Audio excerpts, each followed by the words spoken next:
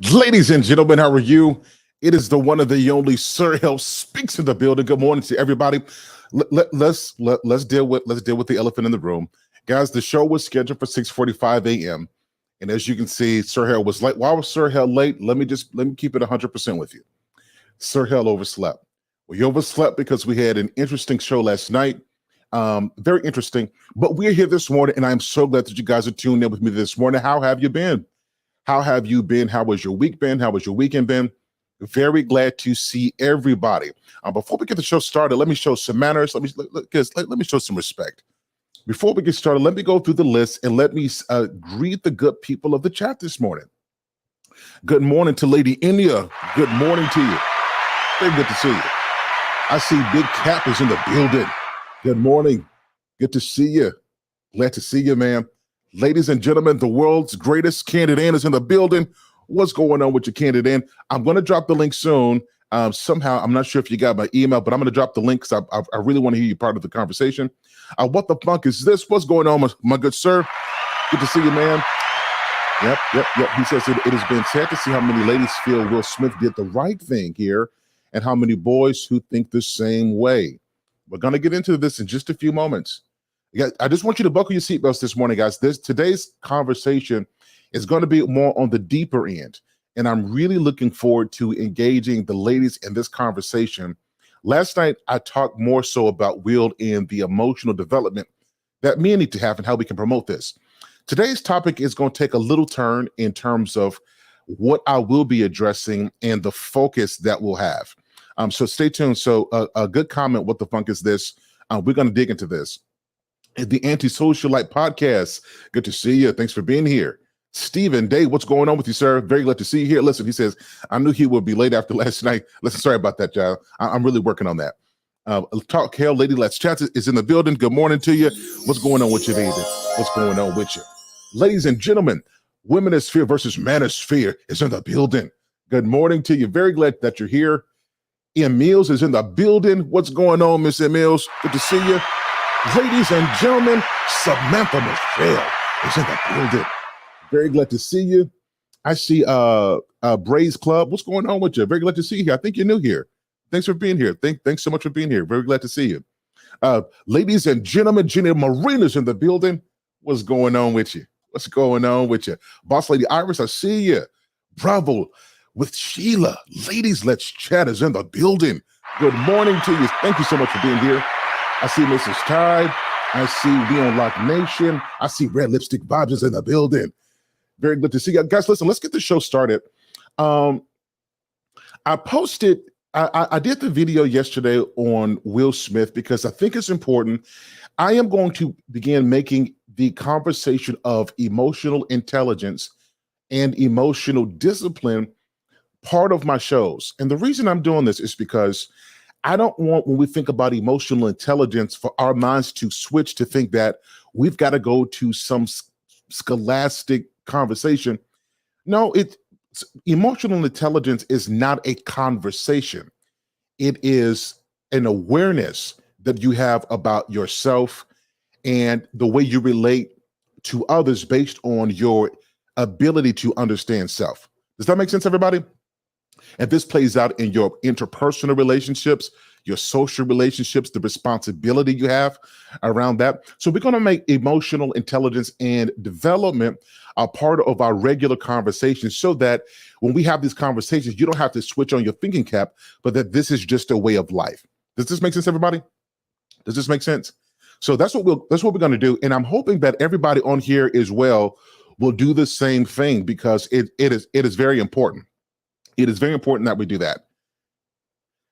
What I want to do really quickly.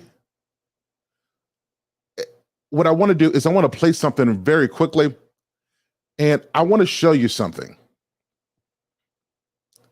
Hold on one second. I'm pulling it up right now. I'm pulling something up right now. I want you guys to see. I want you guys to see something because I want to extrapolate a point in here. And then we're going to get into the heart, into the meat and potatoes of the conversation. So let me share my screen very quickly. Fair use moderators, if you guys can put that thing in there, the fair use piece. I'm only going to use a few seconds of this to point out something that I want you to see. Okay.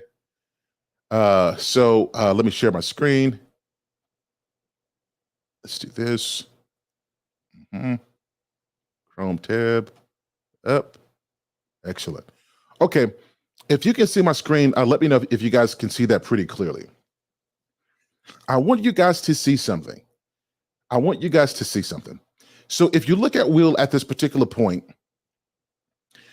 if your eye is untrained and you're not used to dealing with people, this looks like anger to most people. This looks like anger, right? Because if you guys start thinking about what you've seen over the last couple of years, you start thinking about the amount of pressure that, because we often say, well, these are celebrities, so they live a different life. Well, I think that people are people, regardless to their profession, the amount of money they earn, what they make, what they do. I think that things are different. And I'm going to play this just these couple seconds, and I'll come back with you in just a second. So check this out. Let's play this. This is after Chris Rock makes his joke, which Chris Rock didn't do anything wrong in telling this joke. He did what he was paid for. But the response after Will Smith walks up on stage, let's call it what it is. He assaults the man on stage, slaps him in front of his family, his fans, his viewers, in front of the world to see. And then Will Smith turns back, walks towards his seat, and you can see the emotion change. When he walked up on stage, his face was one way. He kind of walked back with a sort of smile on his face. But when he sat down, this is what you see. And here's what's been echoed on the news and everywhere. This is what's been echoed. Take a listen. Wow, dude. Yeah. It was a G.I. Jane joke. Keep my wife's name out your mouth. I'm going to, okay? That is what I want you to see. And let me check the temperature. When you see that, when I showed you that, just that particular piece, the first thing that comes to mind, what does that face look like to you? Let me exit to the chat. What does that face look like to you? I just want to hear your response. I want to get the temperature. I want to see where your mind is at. What does that look like to you? What does that look like? That face, what you just saw, what does this look like to you? Let's dig into it a little bit. What we are seeing is not anger, not the anger we're talking about where you sense something was wrong or somebody did something to you and you have to find a way to fix something or somebody offended you. That's not what we're seeing here. Yeah. See, some of you guys don't text. Yeah, absolutely. Takel says he's had enough. Jared says it looks like the fact of frustration. Yep. Can I be honest? It looks like the face of an actor. We're going to deal with this because I think it's so important. A lot of times, see, what we do is we stop humanizing people when they're living a life that we can't live. And you start to see if these last couple of years, particularly these last 6 months, have not shown you that influence and money does not make a person more. You can have billionaires who unravel, multimillionaires who unravel, people who can do whatever they want. They call the shots, but at a certain place in their life, it has to do with their relationships. You see that money doesn't fix the stuff that's broken on the inside. And we're starting to see a culture of men who have, whether it's because of a lack of awareness in terms of the develop that needs to happen on the inside, or because we're rich and we have means and we don't have the focus and the pressure to work on that because we get money and we distracted that stuff. You are starting to see people with everything unravel because stuff doesn't fix the inside. So because he's an actor, I can't say that this is the face of an actor. I think sometimes it is so easy for us to look at how great a person is in terms of their gift and their profession that we lose sight of their humanity as well. Erica says, hey, Anye says he looks helpless. Yeah. The antisocial socialite podcast says defeat. This is Mr. Austin says, looks like he's about to cry. Jared says frustration. Chris Senior says processing. Inya says we have to remember he's an excellent actor. What's going on, Chicago Rella? Glad to see you this morning. Very glad to see you. Very, very glad to see you. This is the word that I'm looking for. This is the word that I'm looking for. What you saw is embarrassment. This is the result. This is the culmination of, for months, we've got to witness, because people keep on saying, they made an agreement behind the scenes, though. They got this agreement, and what they do with their marriage, what they do is going on in their own home. That's up to them. And you're right about that. You're absolutely right about that. You're absolutely right about that. What they do in the privacy of their own homes is what they do. But let me tell you something. It doesn't matter what you agree to in the privacy of your own home. Once it bleeds into the public, and what respect you have is starting to come down. You have to remember, it took Will Smith years to develop the reputation he has. And he, in terms of him doing something to ruin that, he himself hasn't done a thing where he has ruined his reputation. Now, he's almost always on PR, a notice to do damage, because he's going through his life. Now, everything he does, there's this shadow of shame, the shadow of emasculation. There's this shadow where he's a simp, he's a beta. He has to live this down. And for months, this culminates. It's one thing when you can go on social media and you can block it out. It's one thing when you can go to this platform and you say, I don't want to see this. You can turn it off. But what do you do when you've worked your life to win this achievement, to become this type of person, and something happens that bleeds off for the entire world to see? And now every time we think of this person who was a household name, the Fresh Prince of Bel-Air, the person we grew up to love, they used to be goals. We had that conversation last night. Used to be goals. Now, I know some of you will say they were celebrities and it shouldn't have been, but you guys know what I mean. Culturally, they were relationship goals. And because of all the stuff that has snowballed, starting from what we've seen earlier, starting what we've seen with, the way that Jada talks about Tupac Shakur and the relationship she has, I did a little research to see how the conversation went. And let me just be honest, let me give you my perspective. This is not me casting stones or anything, so don't say that we're being judgmental. I'm talking about what I've observed based off of what's out there. Is oftentimes when I see, more often than not, when I hear Jada Pinkett Smith talk about Tupac Shakur, it's done so from a place of reverence. You almost feel a deep love. You almost feel a connection. You feel like it was something special there. It's certainly, that's the way that it's framed, and that's the way that it comes off to the general public. Oftentimes when I hear Jada talking about Will Smith, it's talked about in a joking manner, and that reference is not there. Does that make sense, y'all?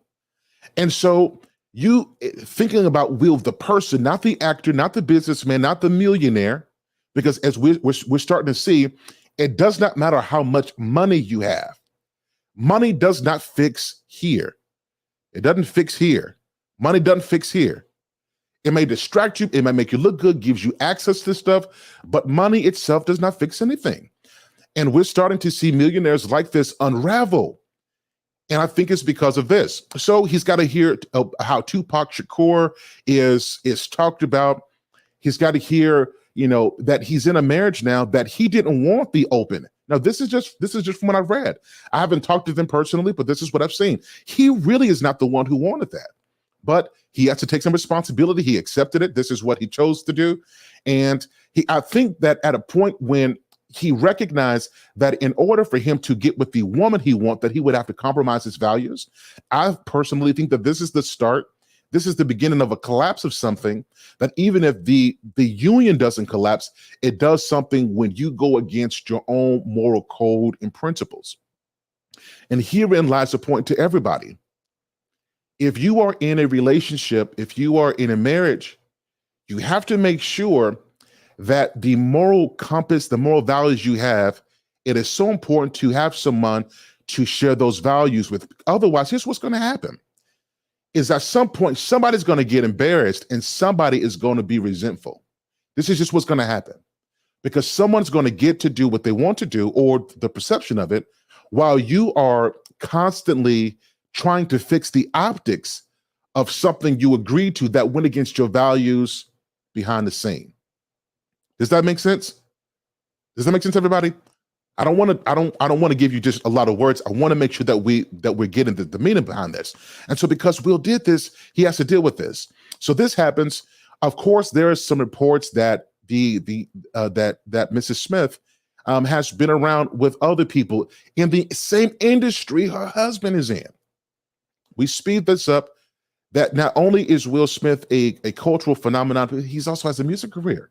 You speed this up to, I want to say 2016 or so, where there's the entanglement, not the public's awareness of it, but this starts to occur in 2016 where Jada Pinkett Smith they welcome him, August Alsina, into their home because he's dealing with something. And the whole goal is he came to them for help. And during this particular time, Jada's friend, what was supposed to be help turned into something that was awful. And I want to bring this point up because I think it's important.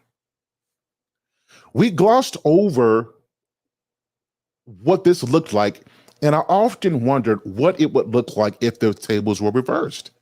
If it was Will Smith and his daughter had a friend and the scenario was changed. And here's what I think happened. Here's what I believe happened. Because it is a guy and it is a woman, we just brush it off because we don't think about what goes on and what plays through the mind of not only Will Smith, the husband, but how Jaden, what's the response to that now? Now that a line has been crossed that you can't necessarily prepare for that line to be crossed.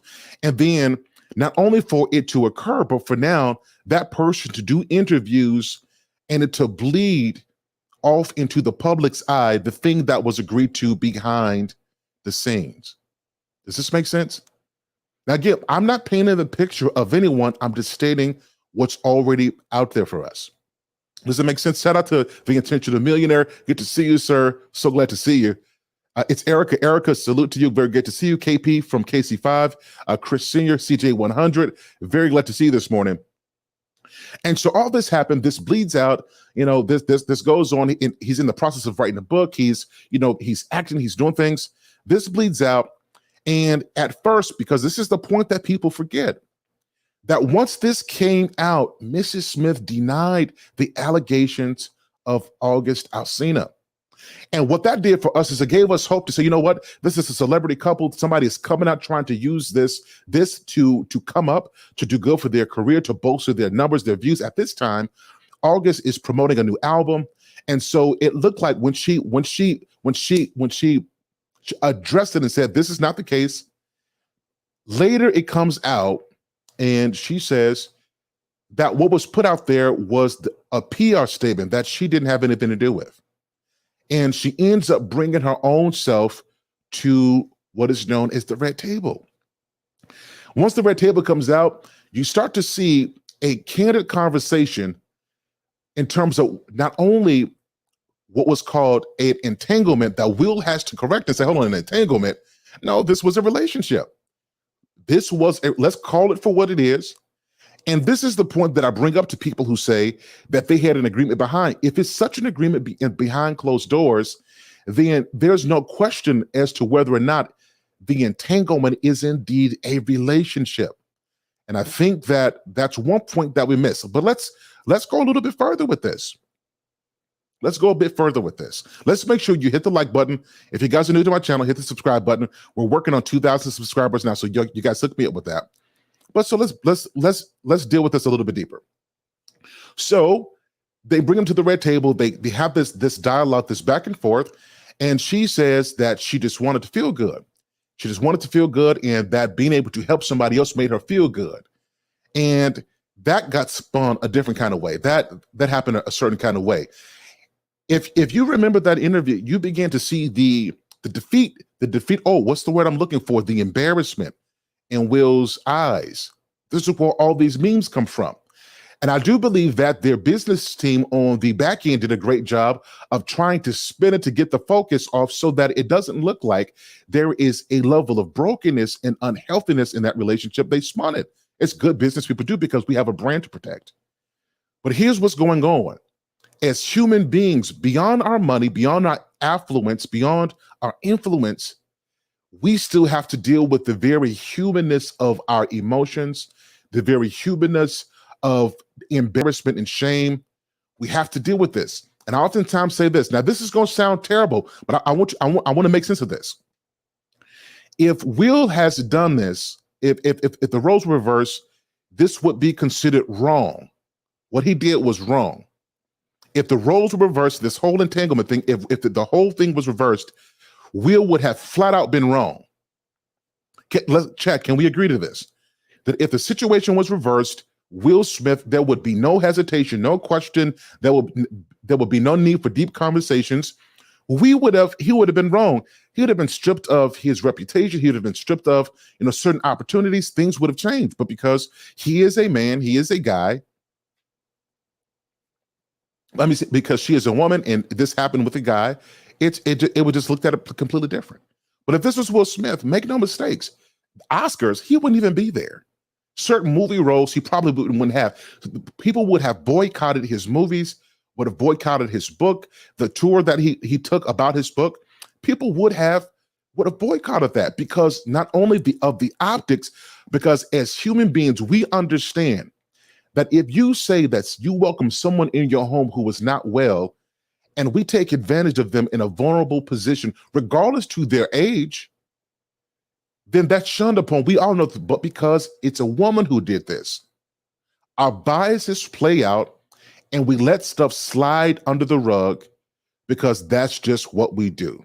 It's amazing how we as a culture, we're selective in our outrage for what we are upset about. We're selective in the standards we set between men and women. We're selective in what we remember. So if this was reversed, we already know. But because it was reversed, no one really cared very much. No one really cared until we get to this place at the Oscars, where this is the moment of a lifetime. This is where he's done work. He has done a movie. He's done it, portrayed it so well. He's depicted a story, brought it to life, a story of success about a father who raises his children to become successful in this life against his own personal idiosyncrasies, his tendencies and proclivities, against how he is. He found a way to hone in his skills and become the type of father that our community cries so much about that we need to see. He portrays this man, he depicts them. And some of the world's greatest athletes are raised, they have emerged. And on this stage where he's worked for years, being excellent in movies, being pretty much a set-up kind of guy, excellent in his roles, consistent. He delivers box office without any question. He is a phenomenon. He is a cultural icon. We remember him for who he is. And at the height, the apex of this moment, one thing he can't escape. He's come out of West Philly. He's come out of what was known as poverty. He's come out of issues. But at this moment, there was one thing he can't escape. There is one thing he cannot escape.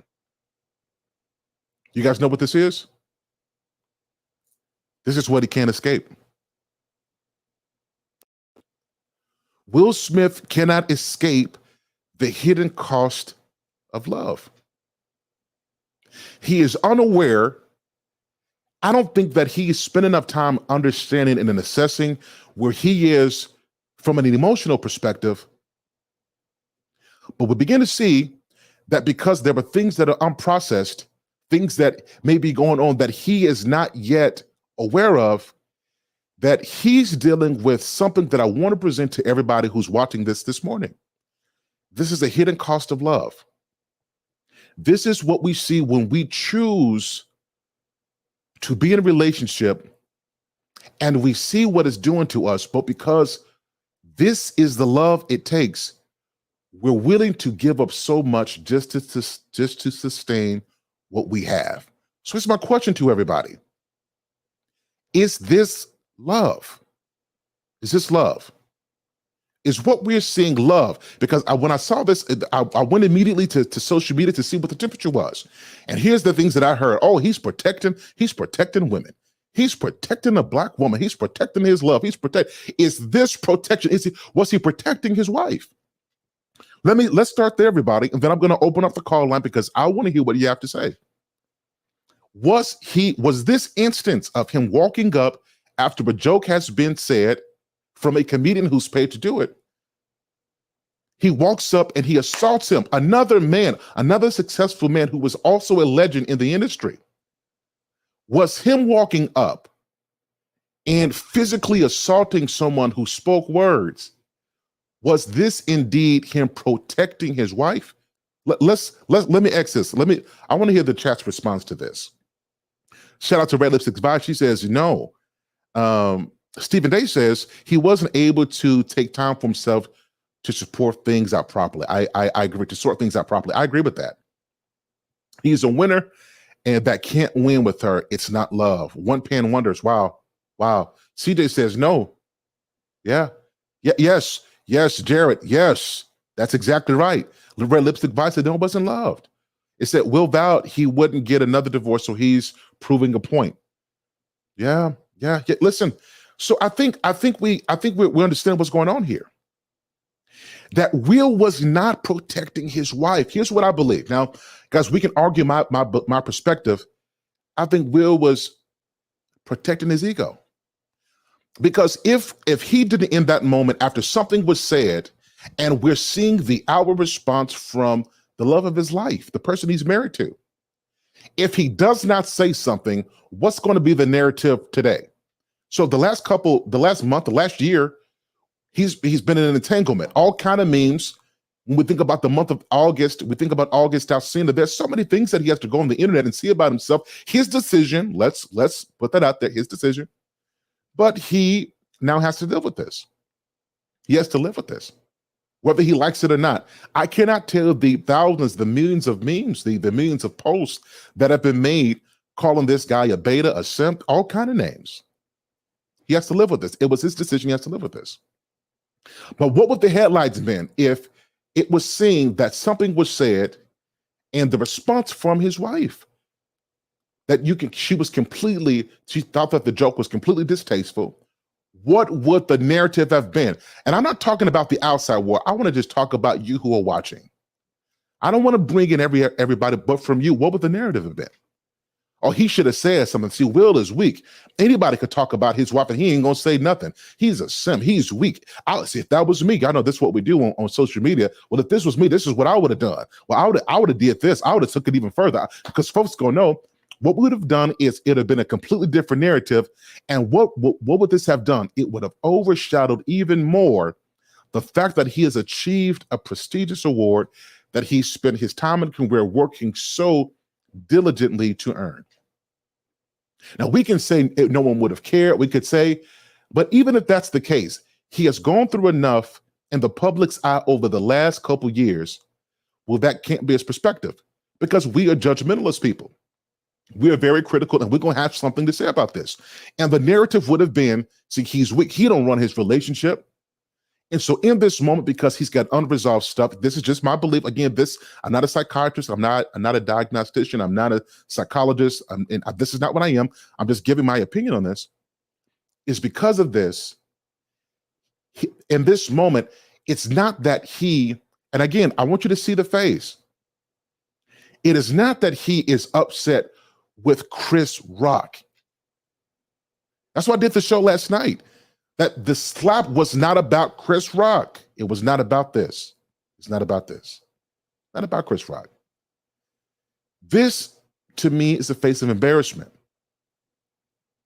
That is starting to appear clear to me that even at this moment, the apex of what most people would say, this is as good as it gets. That I cannot escape what has happened in my life, and it haunts me. And it is everywhere that I go. It's everywhere. Now it's even at the Oscars. It's even at the Oscars. We're going to be talking about this. People say we're going to be done with this in a week. Well, we probably will be, but he'll still be dealing with this for years to come. We often say how men of old and actors of old would deal with stuff. And they would say that it wouldn't have bothered them. They would have handled it a different way, which I agree. I agree. But with the explosion of social media and this incessant attention to what's going on in the world, we're dealing with a lot more information and perspective than a lot of our previous generations will ever understand. With all this pressure, with all this tension, with all this shame, and here's the key word, with all this embarrassment, I think that he got up and Chris Rock, he was the person that was there. But to me, Chris Rock represents the object that we'll use to take out frustration and to finally, in his mind, stand up for himself and what he believes. I don't think that the slap that Chris felt was for Chris. I think it was to Chris, but it was about protecting his ego. And so with this, I want to ask the ladies a question, because I don't like speaking on people's marriages because, I don't, but I think that there's an important point to be made. A lot of times we shut up about stuff even when we see dysfunction. We don't say anything because somehow if you put a ring on the finger, or we know that you guys are together, we can have an opinion because, well, that's them. I don't know. But I want to ask you a question.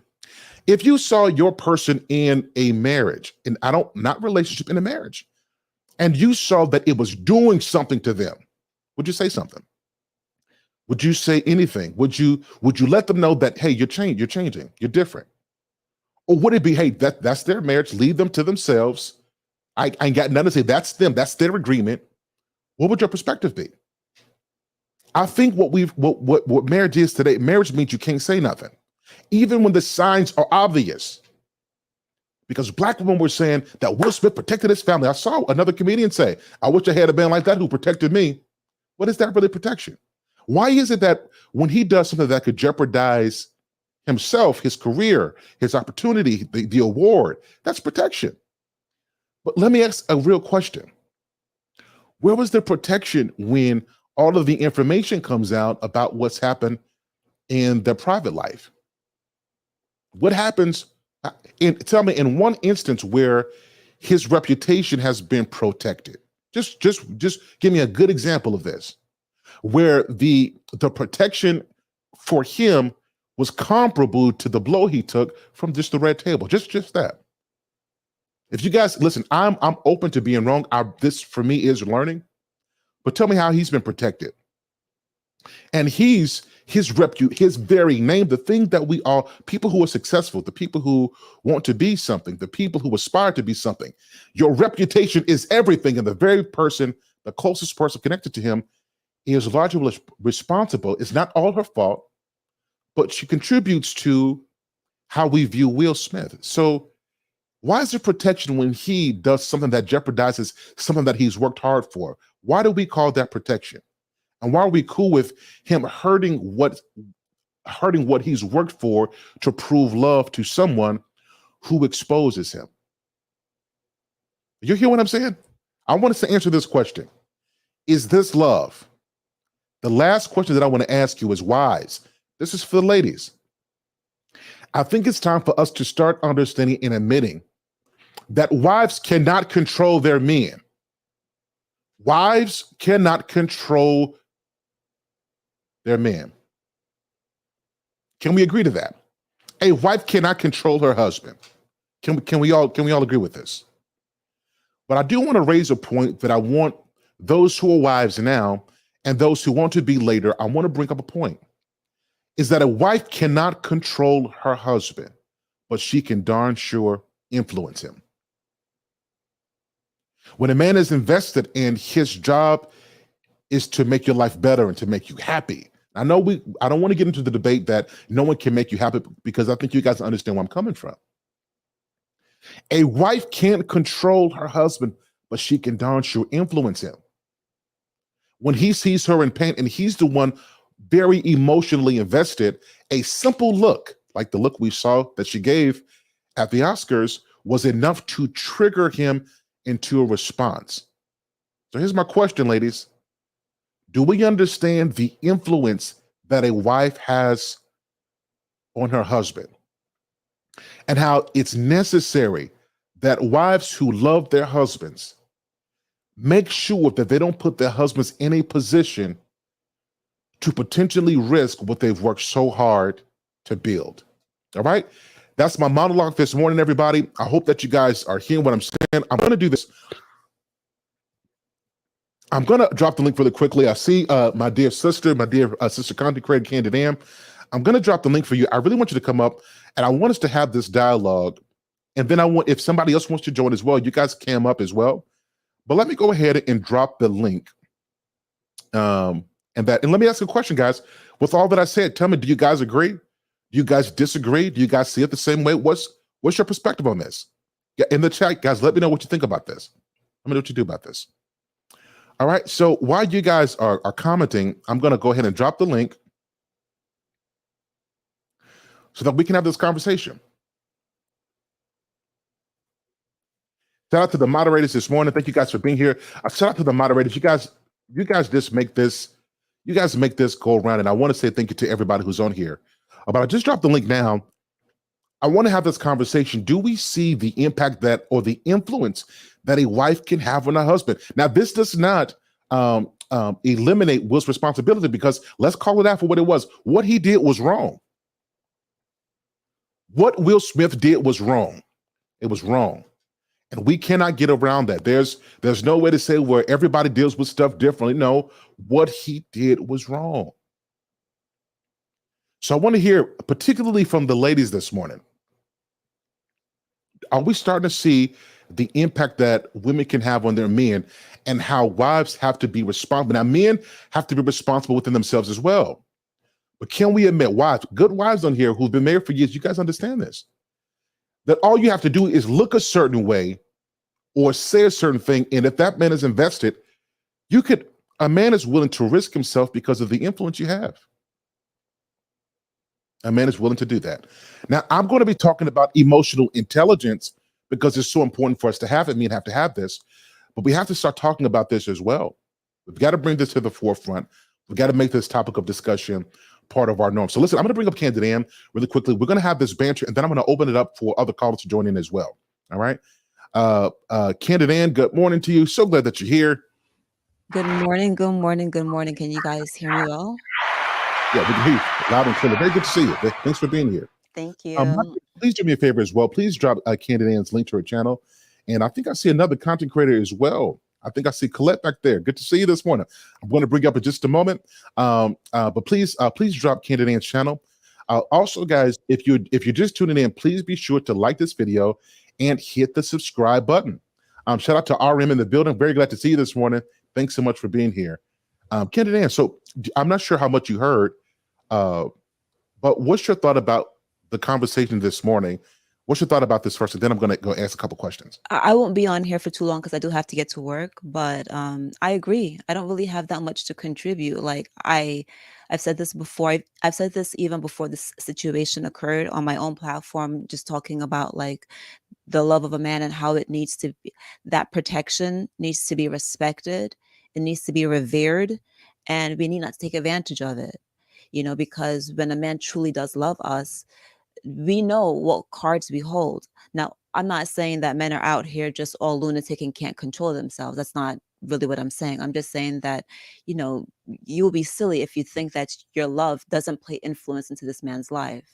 And so I have no disagreement. I 100% agree with you so far. Surprising, right? Ladies and gentlemen, this is historic news today. Sir Hale speaks and Candid Am agreed. There's no questions. But let me ask you a question really quickly, because I don't think that this is talked about enough. I'm not sure that wives understand the influence that they hold. I think wives do. I think it's women in general.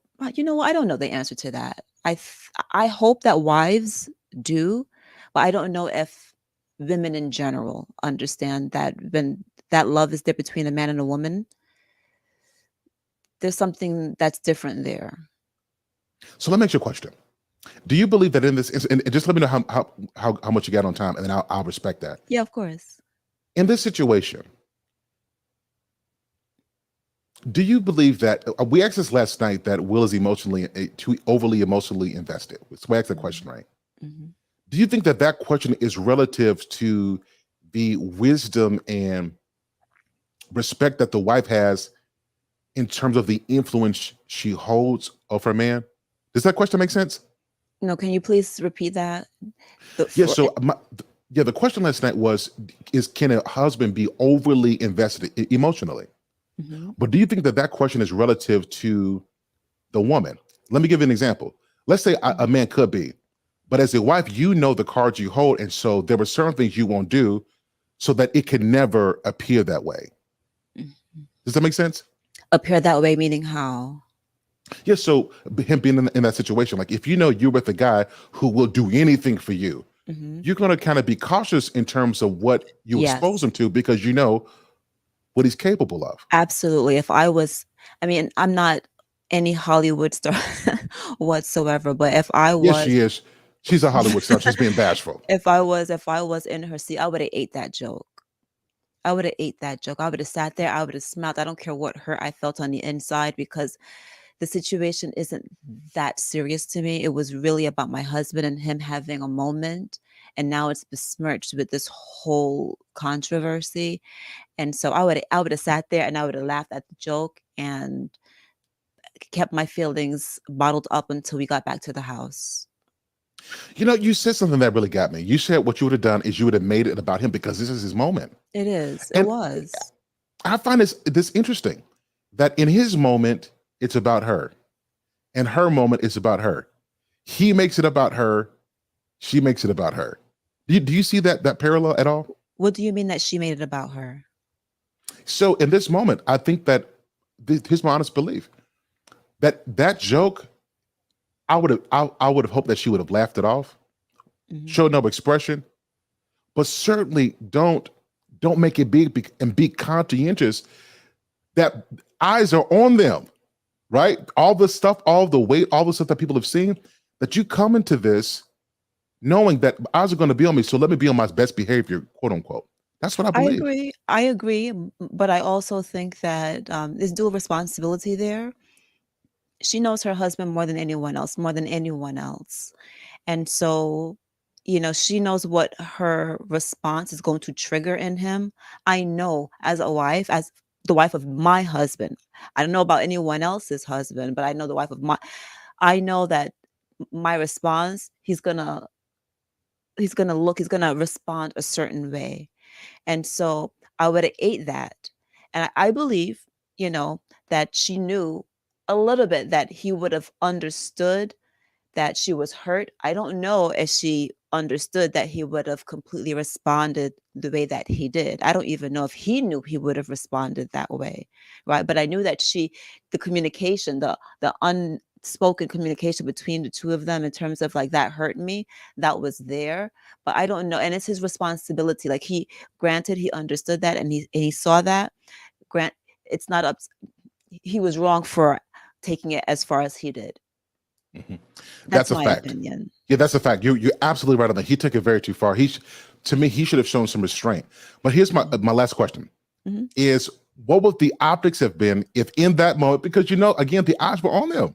It's why they captured the moment. If he didn't do something, what would the optics have been? What would the narrative have been? Just fancy me with that. What would it have You know been? what? That's a great question. I don't know. It wouldn't have looked good, I guess. But to be honest with you, I personally didn't think the joke was that big a deal. And Me so either.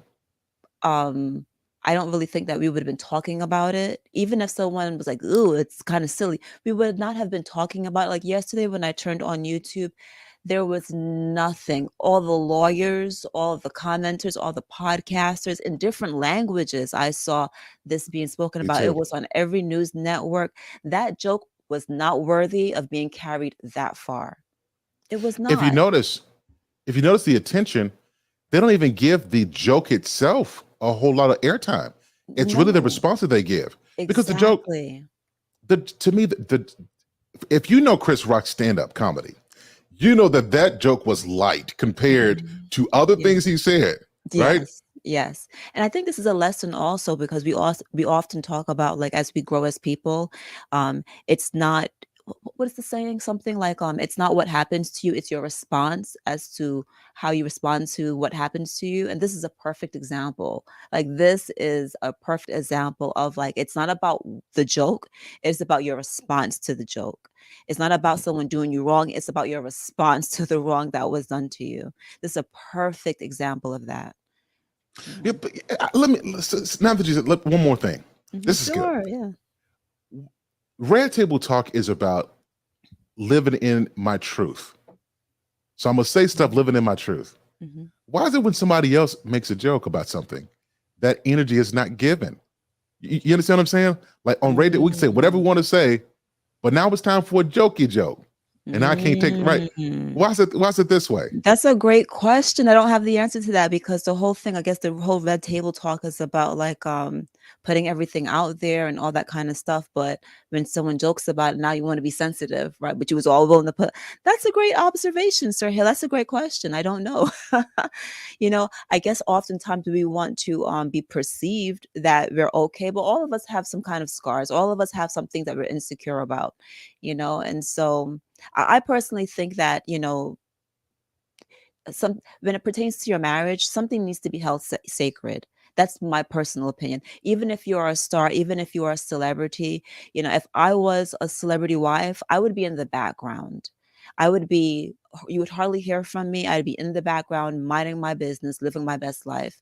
I just, just to keep my marriage sacred, because I know how the world tears everything apart. But these are two Hollywood actors and actresses that came together, so they're both used to the spotlight, but I just think that certain things as it pertains to marriage need to be held sacred. And so all that, whether they agreed on an open marriage or not, that should have been their business and nobody else's. It should have Absolutely. never been discussed. It should have never been discussed. That's between the two of them. And it's not up to us, to consume that information. It's only up to them. Absolutely. And if you're going to reveal it and people are going to talk about it, then you have to be able to stand up to the consequences of that. So you made mention earlier of how Will didn't want this, but he agreed to it. Now you got to stand up. You talk about standing 10 toes down, right? Now you got to stand up for this thing that you agreed to. And obviously he's not comfortable with it. So he should have probably never agreed to it, Agreed. Yeah. Yes, this is really good. Guys, moderators, please drop Candy Ann's channel. She's awesome. We love her perspective, her conversation. I'm just hoping that more wives understand the influence that they have. That's really the whole thing. I'm going to do my work as a husband to teach men about emotional awareness. But I think that we don't really talk much about that influence. And I think this was a case where an overly invested man is being in some ways controlled. I don't think she's trying to control him, but he's put himself out there to be controlled by situations, and he's just responding to everything. And I think that's what we saw. And he's a childhood hero. Who didn't watch Fresh Prince? You know what I'm saying? Yeah. Like, who didn't grow up watching that? Yeah. A lot of people love the Fresh Prince of Bel-Air and his whole story and how it's sad to see this. And to me, as a Black woman, to watch a Black man like come to a certain level in life and be just brought down like that, it's hurtful. He's not my husband or whatever, but it's hurtful to see two Black men on a stage like that go after each other. I mean, they didn't even go after each other, but the whole exchange, it was hurtful. It's something that I didn't want to see. Absolutely. You're absolutely right. Again, guys, drop the link. Do you have a few more minutes? Yeah. There's another person that I want to bring up. She's new to the platform. I want to hear her perspective on this. Ladies and gentlemen, bring it to the stage. Colette, how are you? Hi, good morning. I'm great. Thank you for having me up. Good morning, Candid. Thanks for being here. What's your perspective on what we're talking about this morning? Okay, well, I was writing down a lot. So this is a great conversation because I actually did a stream about what does protection look like for a woman, and I actually also did a separate one, what does protection look like for a man, husband in particularly, and wives. And I feel that it's important that when we are getting together in a relationship to be married, especially because that's what I talk about, we have to be healed. We have to be healed, and meaning that if we're coming into a marriage and we still have so many baggage, that means our protection, what we look for protection, is going to look differently as opposed to if we did deal with those baggages. So, for example, with Jada and Will, I feel that she was not healed from dealing with Tupac.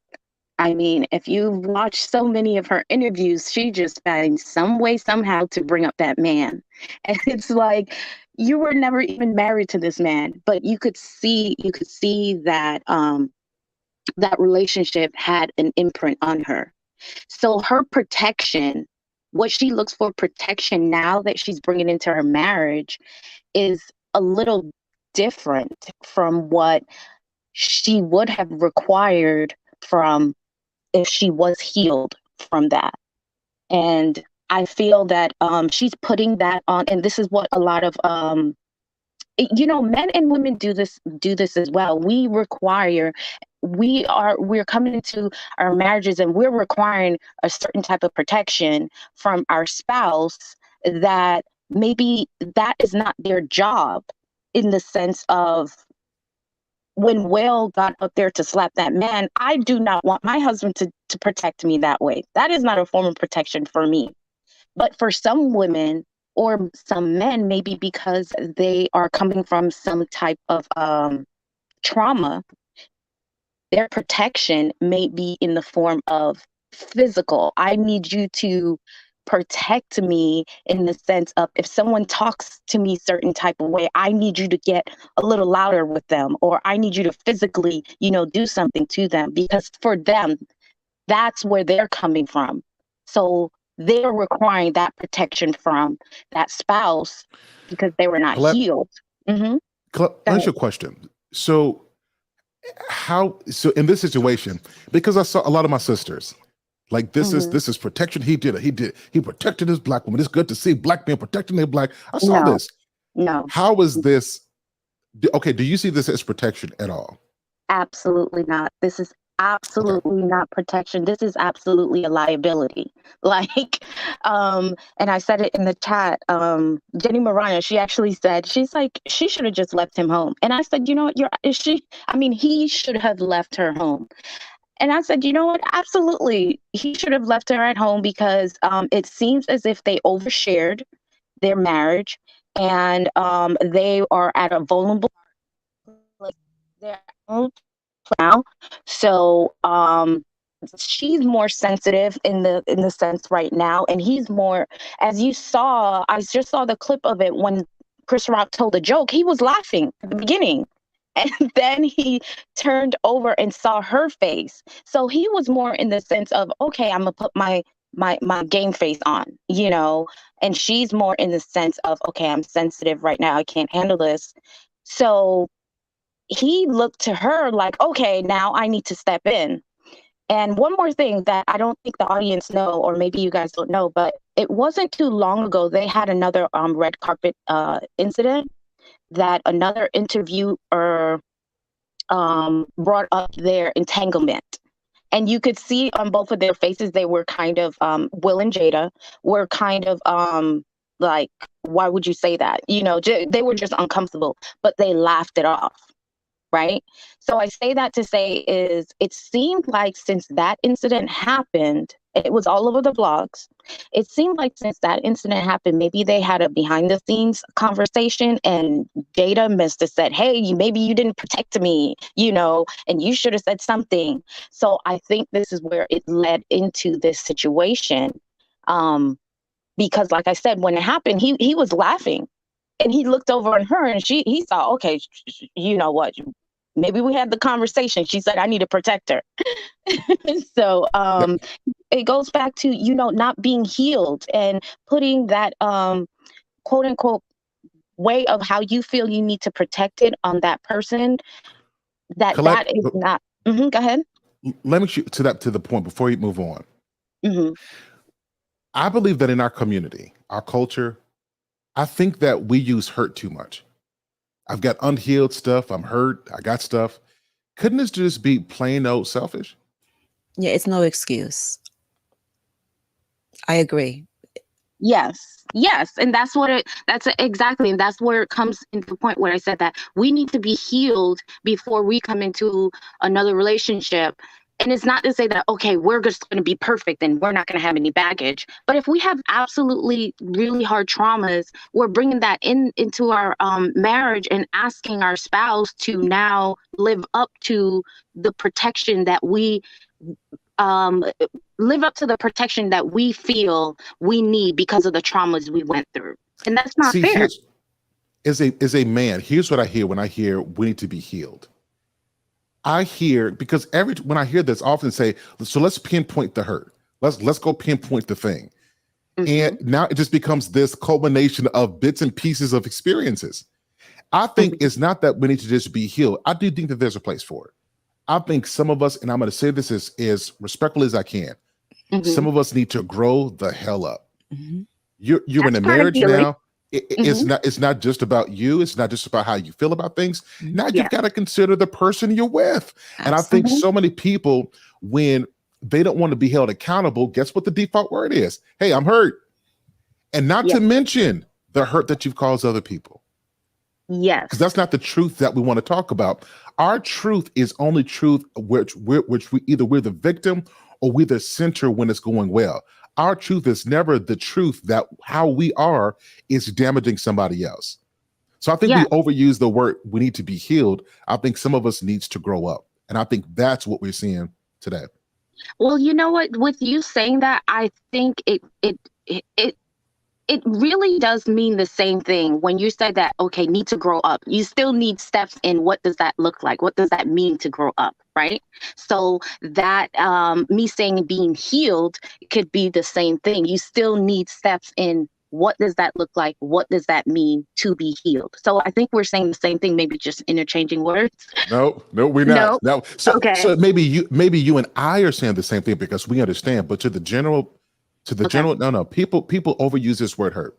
So to avoid accountability, let's take this back to the interview. I was hurt. I was in pain. I needed something. That's what was used to explain the whole entanglement, right? Instead of just owning what it was, is we're blaming hurt. And I think that some things either you're selfish and you've got to own that. You've got to own I was wrong. My decision was bad. But to put everything on hurt is that how long you gonna be hurt, ma'am? How long you gonna be hurt, sir? We got to do something about this. And then every time you get hurt, what's the next step? So you had an entanglement. So what's the next thing? Right. Yeah. So, right. You're correct. And it is selfish. And the last thing I want to say is that, when you said that it is selfish and she did make it about her, you're correct in that. And we as wives should know the power we have when it comes over to the influence of our husbands. For example, on my channel, I don't put my husband on there. I don't put my husband on there. On a lot of my social media, you hardly could find him. He's there, but you have to really search. But for that, when I first started out and he would read some of my comments, and of course people was not saying nice things. Of course, it comes with the territory, right? But as my husband, he wants to protect me. He's like, oh, I'm going to come on there and say something. I'm going to go in the comments and say something. And I'm like, no. Shout out to your husband. Shout out to your husband. That's how men respond.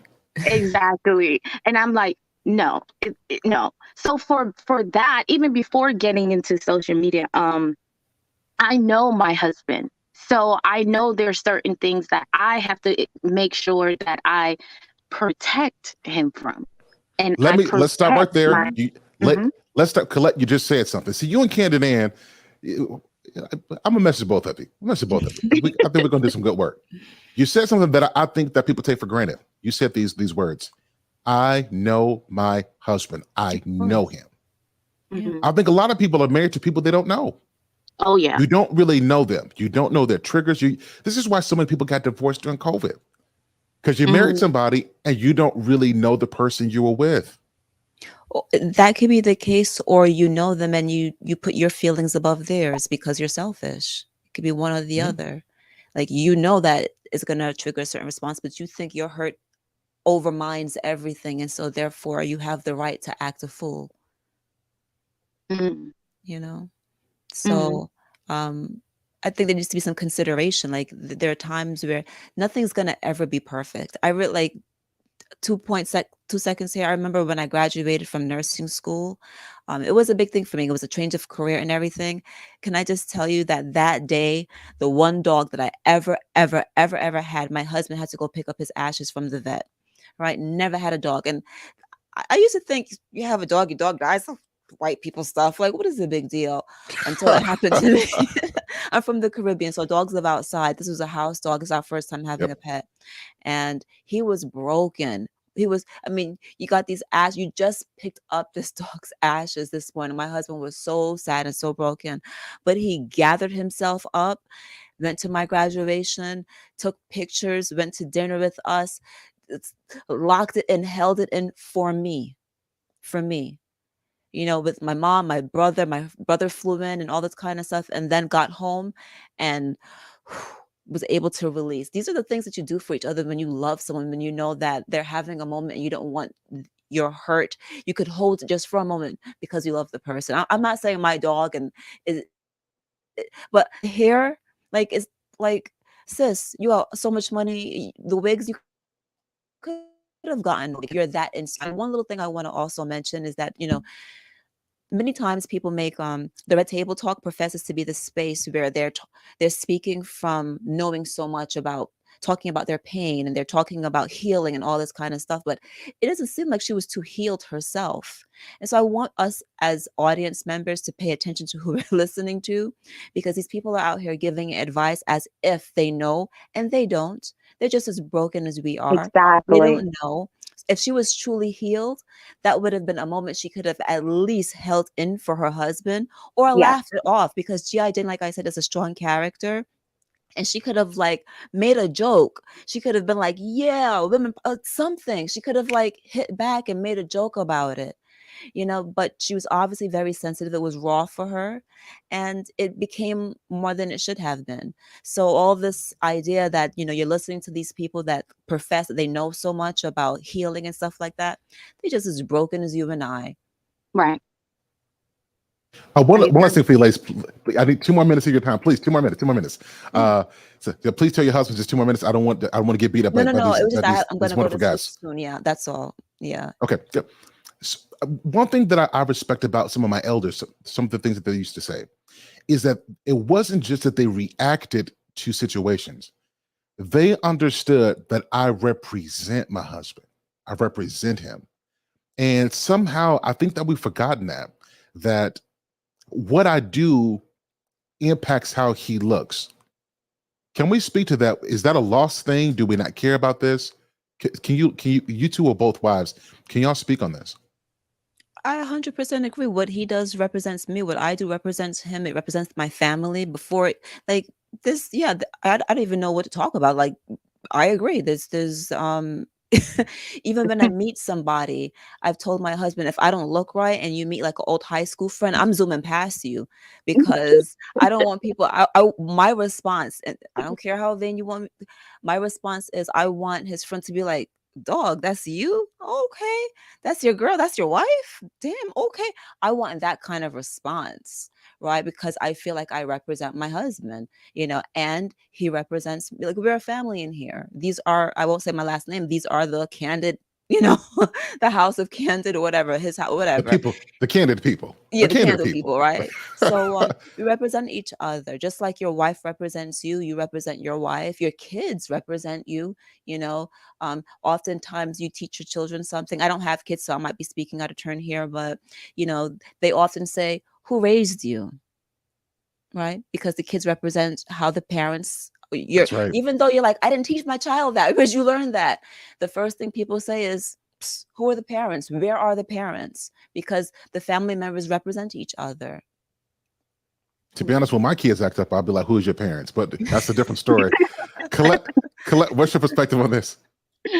No, I totally agree. And I think it even goes further, not further, before getting married. You know, I talk about how it's important for us women. I try to speak to the younger women, women coming up, how it's important for us to carry ourselves in the sense of make sure everything you do, everything you say, you are setting yourself up for your future husband. You're make sure that whatever, even the friends you keep around you, you are going to be that future representation of your husband. So it goes back to before you even get married. So for you to have that mindset, and once you have that mindset before you even get married, that whatever you do is a representation of your husband, it should come natural to you once you are married. That whatever he does, it's a representation. Whatever I do is a representation, good and bad. But I'm not trying to be messy this morning, but since I got two successful wives, I got to get all that I can. So let's say wives who want to be there. What about the wives who were there? I don't think people understand that in this culture of social media, sometimes, here's why I like elders. They're like, don't put me on Facebook, don't put that on there. They're very careful about what goes out because of how it represents. In this culture, I don't think people care about what they post out there as long as they feel good and they get the attention. So how do we bring this back? Well, I'm sorry, go ahead. No, go ahead. I was going to ask a question to that. Go ahead. Yep. Oh, go ahead. Yeah. I was going to ask you, but what is the barometer? Like, what is you're saying? Okay, they don't care about what they put out there. So I'm asking you, what is the barometer then for them to care? What is the consequences, or what is the Colette, you're gonna switch this beautiful question back on me when I'm trying to get free counseling from y'all. Listen, if they're doing it so freely, you got to give them it's like these men are saying out here, like, what's the point of getting married anymore, right? But we're here to tell them all the benefits of marriage. So we're going to tell them. So now you're asking, listen, they want to put everything out there. They don't care how they're represented. So what do we tell them? What do we tell them as far as, like, okay, this is the effects of it? You tell us, Mr. Sir Hale, what is the effects of it? Well, so guys, if my camera's going out, it does this around this time. So as long as you can hear my voice, I think we're going to be good. Okay, so as a couple of things, I think we need to help our wives to understand that how you put yourself out there can either make your husband look successful or make him look like a failure. How you put yourself out there makes him seem like he's a respectable man or like he's a man you don't respect at all. How you speak about your man, you're setting the platform for how others speak about him. How you consider him, you're setting up the stage. Like, these are the things. And a lot of men won't say this because in our culture, if a man says things like this, well, we're going to get feminist talking points. We're going to get shamed. He's going to need to man up. He's in his feelings. But this is the reality. Men who want to be successful, let's be 100%. Men who want to be successful, your wife can make you or break you. That's just facts. I love that you said that. You can be great at what you do. You can be proficient, professional. If you marry the wrong one, your wife can literally bolster your career.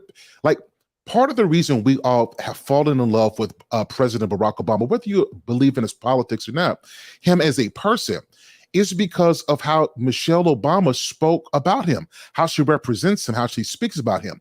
We hold him in high esteem, not only for his intellect and for what we saw him do in terms of the history of our country and being the first Black president, but because of how his wife spoke greatly about him, how she represented him. The fact that when you see her, you see a doctor, someone who is educated and intelligent.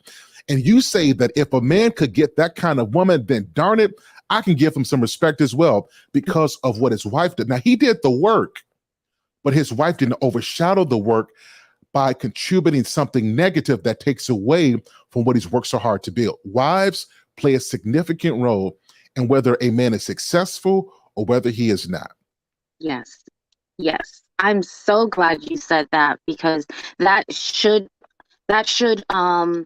the barometer, right? So now we're speaking to the young ones and saying, this is why you shouldn't do it. You're telling them, listen, this is how it's going to affect me as a man.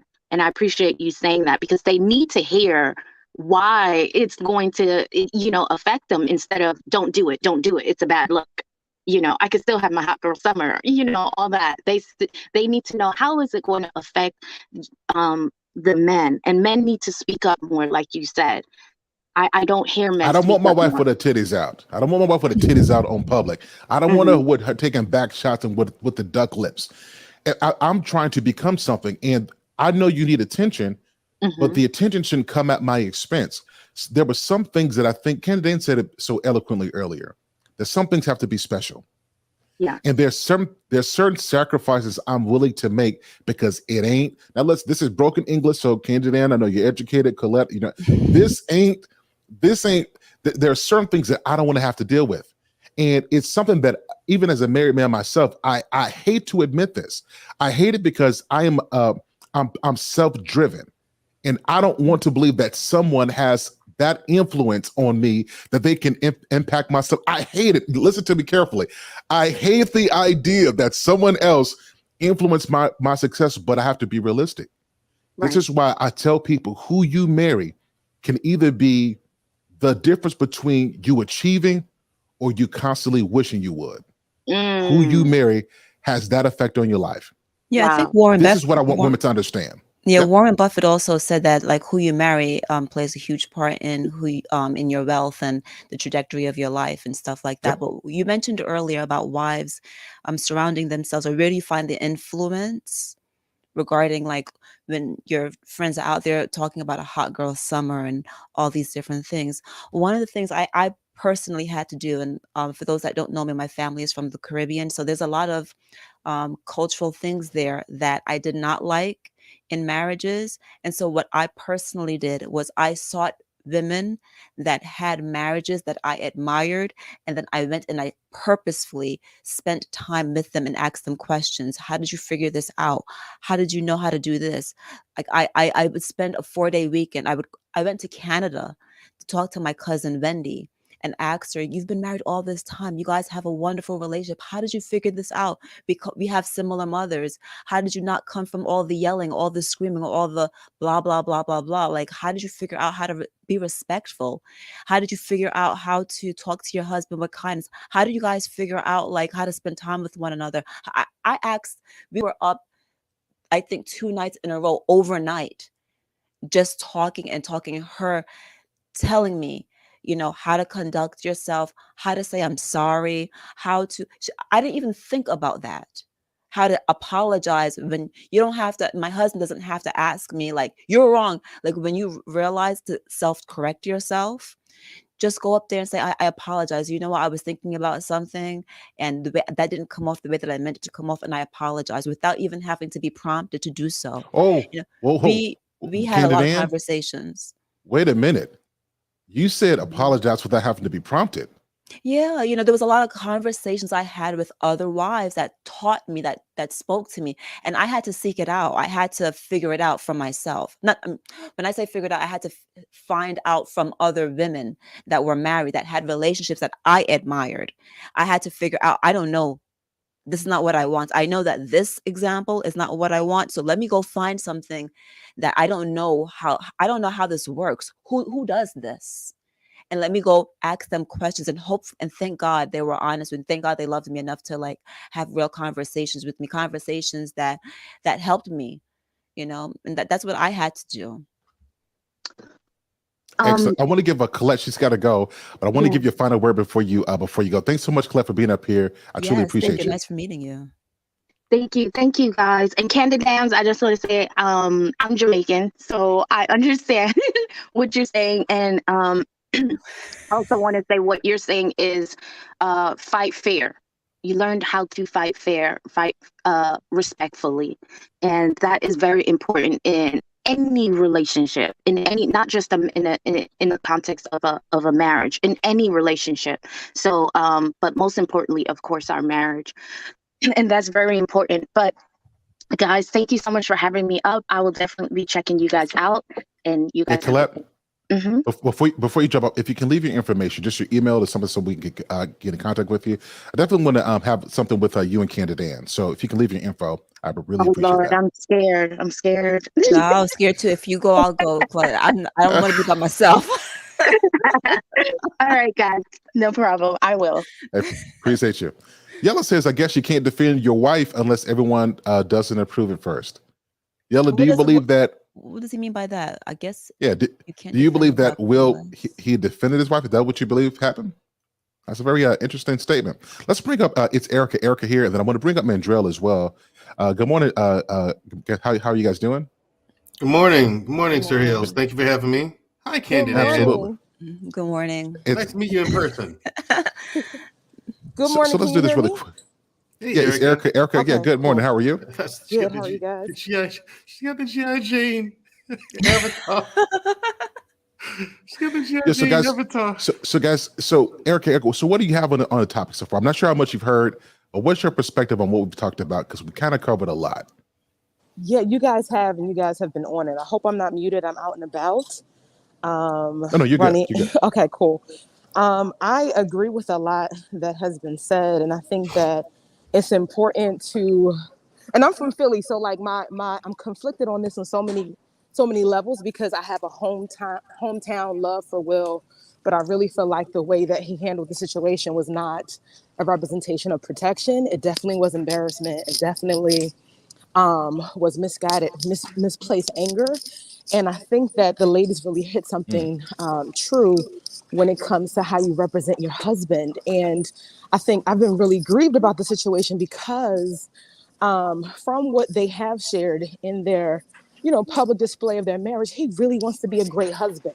He really has, shared the spotlight with his wife and provided opportunities and all these things for not just her family, you know what I'm saying? And just so much. And it seems like there's some underlined resentment and jealousy that is playing out for the world to see. It just is so bothersome to me, and my heart really aches for him. But I do believe that there has to be a level of accountability. And I think, I don't know how these conversations, not this conversation, but I'm just talking about social media in general, of how it turns into this, you got to protect Black women at all costs, because that wasn't a fair representation. Oops, sorry, hold on. I'm in Walmart, y'all. My husband is not well. He's not feeling well, so I'm out here getting him stuff. Look at these wives on the platform today taking care of their men. I sure What am. I talking stay about? at home. I said I gotta take care of my husband and get him back to feeling better. So I'm running errands. But anyway, what I wanted to say was, this whole protect Black women. How do you? I think it lacks self-control.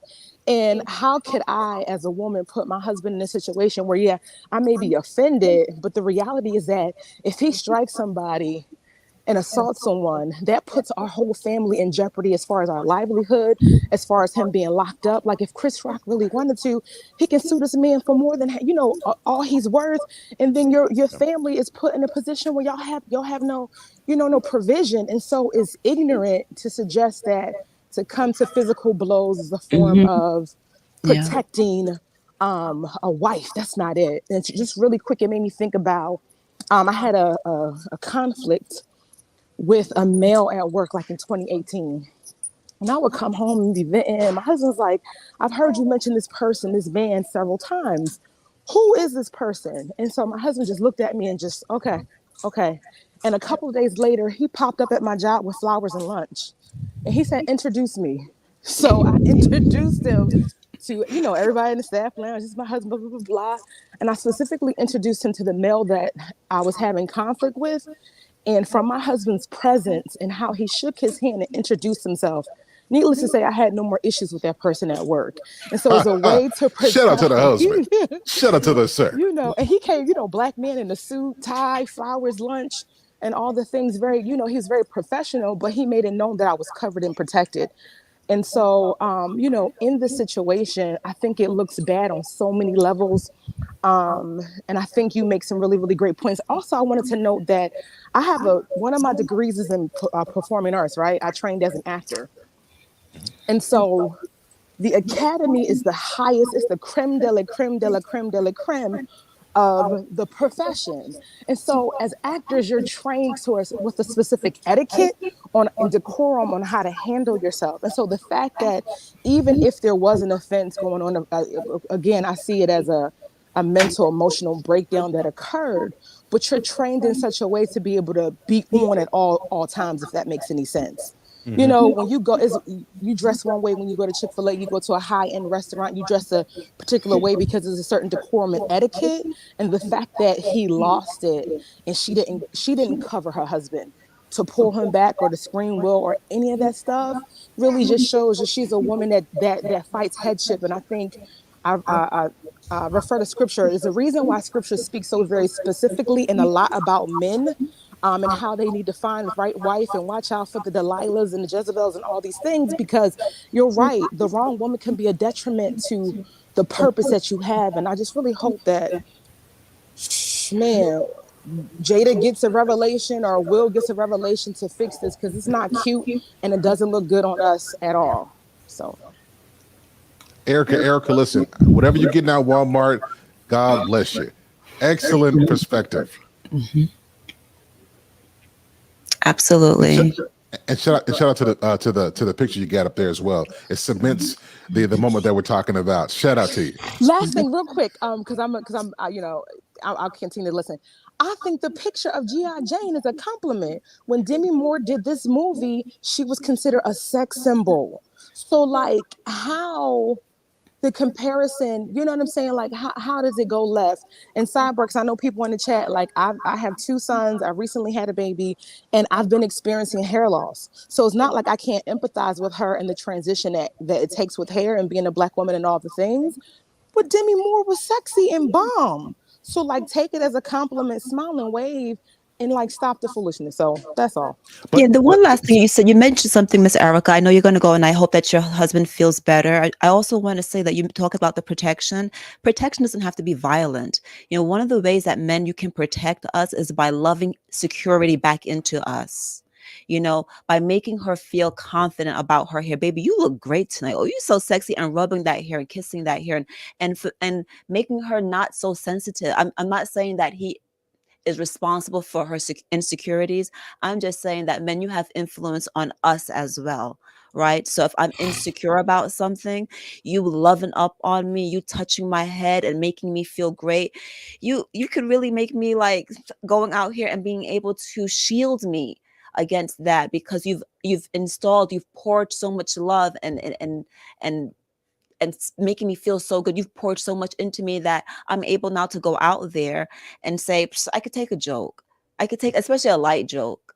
You know, let's not forget that protection doesn't have to be violent. Protection from men can be, because you guys influence us as well. And it can just look different. Right. You know, it doesn't have to be violent. Here's my thing, though. So you're right in the grand scheme of everything. I don't have any complaint. Ladies and gentlemen, if you guys are just tuning in, something has happened today that has never happened in the history of YouTube. Candid Ann and I wholeheartedly agree on it's something that's never happened. This is new. This is great. But here's what I believe. In this moment, she should have done whatever it took so that she is not a factor in him being able to fully invest and enjoy the moment. That's what I believe. Right? Yeah. Now, he is a husband. Of course, he's going to do what you say because he loves her. He's going to look at her. He's going to make sure she's good. But if the hair loss if this is the issue, then let's put on a hat. Let's put on some hair. Let's do something so that he can fully envelop himself in this moment. That's my perspective on that part. All right. Yeah. Okay, guys, good. Listen, so Erica, did you have anything else to contribute? Thank you so much for your perspective, and hopefully your husband feels better very, very soon. Yeah. Thank you, guys. Nope, that's all. You guys, I'll continue to listen. Nice meeting you. Nice meeting you. I'm bringing one more person, but I want to hear Mandrell. Etiquette, good morning, good sir. Glad to see you here this morning. Good Glad morning. You're here. And I'll be quick. I honestly, I seen that you were on, and I got some things I got to run to do. My perspective on everything, man. Before you do Etiquette, I got to show some respect. Yeah, Mandrell's in here first. Oh, I'm sorry. So I apologize. Good morning to you, Mandrell and Miss Candid, and it's good nice morning, to meet both of you guys. Good morning. And I appreciate you guys allowing me your time and your ear. Mm-hmm. Excellent. So let's get Mandrell's perspective really quickly because Mandrell's going to be quick on this one. Mandrell, what's your perspective on this conversation? I think the women spoke a mouthful. I think I told Candy Ann last night she needs to teach a class because on how to be a wife. Start a Honestly, school, candidate. yeah, she needs to start an academy because Not today's Satan, right? Right. Yeah, because I mean the you know, not today's Satan. And getting to know her, what she's done, like honestly, is giving me new perspective on what a wife could be. You know what I'm saying? Because you don't see that often at all. And you're right, no problem. And you're right. If she should have made last night, that night, Will's night. But the problem is, Jada doesn't want to do that. Jada wants freedom to be her and do what she wants to do. You know what I mean? Like there are things that Jada have said in interviews, like Will likes to travel, he likes to see the world and be cultured and stuff like that. Jada's not into that. Jada will stay home while Will travels the world. She will voluntarily do that. You know what I mean? And it's like the most awkward thing. What wife? She's just not gonna follow a man's leadership. And I think I told you this also, Sir Hale. This is a great opportunity to present to people as an example of what happens when you marry a woman who does not want to follow a man's leadership in a marriage. This is what you get. But that's why I have behind me these guys. These two, no matter what they went through, Barack and Michelle, no matter how difficult things were in public, they were the model couple, the model marriage. You know what I mean? You can tell they love each other. You can tell they have each other's back. And women also have to understand that just as much as you need our protection, we need your protection as well. Your protection comes in a different way, but we still need it nonetheless. We need you to protect us as well. Benjo, that's a good point. So when you say, I wholeheartedly agree, but for those who are listening, I don't want that to just be a talking point that we hear and say, yeah, we need protection too. What do you mean as a man? How do men need protection? We need protection as in, for example, we have to protect you. If there's a situation such as Sunday night, that was inappropriate. As we all know, Will was wrong, 100%. Jada could have grabbed him by his hand and said, no, don't do that. Not the time, nor the place. This is your night. Have a seat. Pull him back. When you see a man getting ready to do something excessive, pull him back. Bring him to his senses, because sometimes we can get there situations where we could get savage, and we need the woman to calm us down and bring us back down to earth, come to our senses. Balance. That's the balance. You know what I mean? There are times where we need to be aggressive, and there are times where we need to be calm. You know, there might be situations where aggression is needed, and she might need to put the battery in our back. It's all about balance. You know what I mean? That's what I mean by having our back, looking out for us and protecting the brand, protecting the family name and the family crest. You know, we're not going to be around you in your presence 24/7, so we can't protect you 24/7. So that way, when you're out on your own, grocery store or wherever you are, you as an extension of me, you protect my name. I trust you to protect my family name and the family crest, and not to go out there and, like you said, taking pictures, thirst trapping pictures on Instagram with the duck lips and your butt poking out. You know, that's the protection. You know what I mean? To protect my identity, protect my reputation, protect the family's reputation. This is such a good point, and I'm glad you said that. And I think that in our culture, a lot of times we push our spouse to have to protect us because of stuff we put ourselves in. And I think we have to own a level of responsibility that there were certain things I won't do, because if I do this, then the likelihood of them doing, like, I know my wife, there were certain things I'm just not going to do.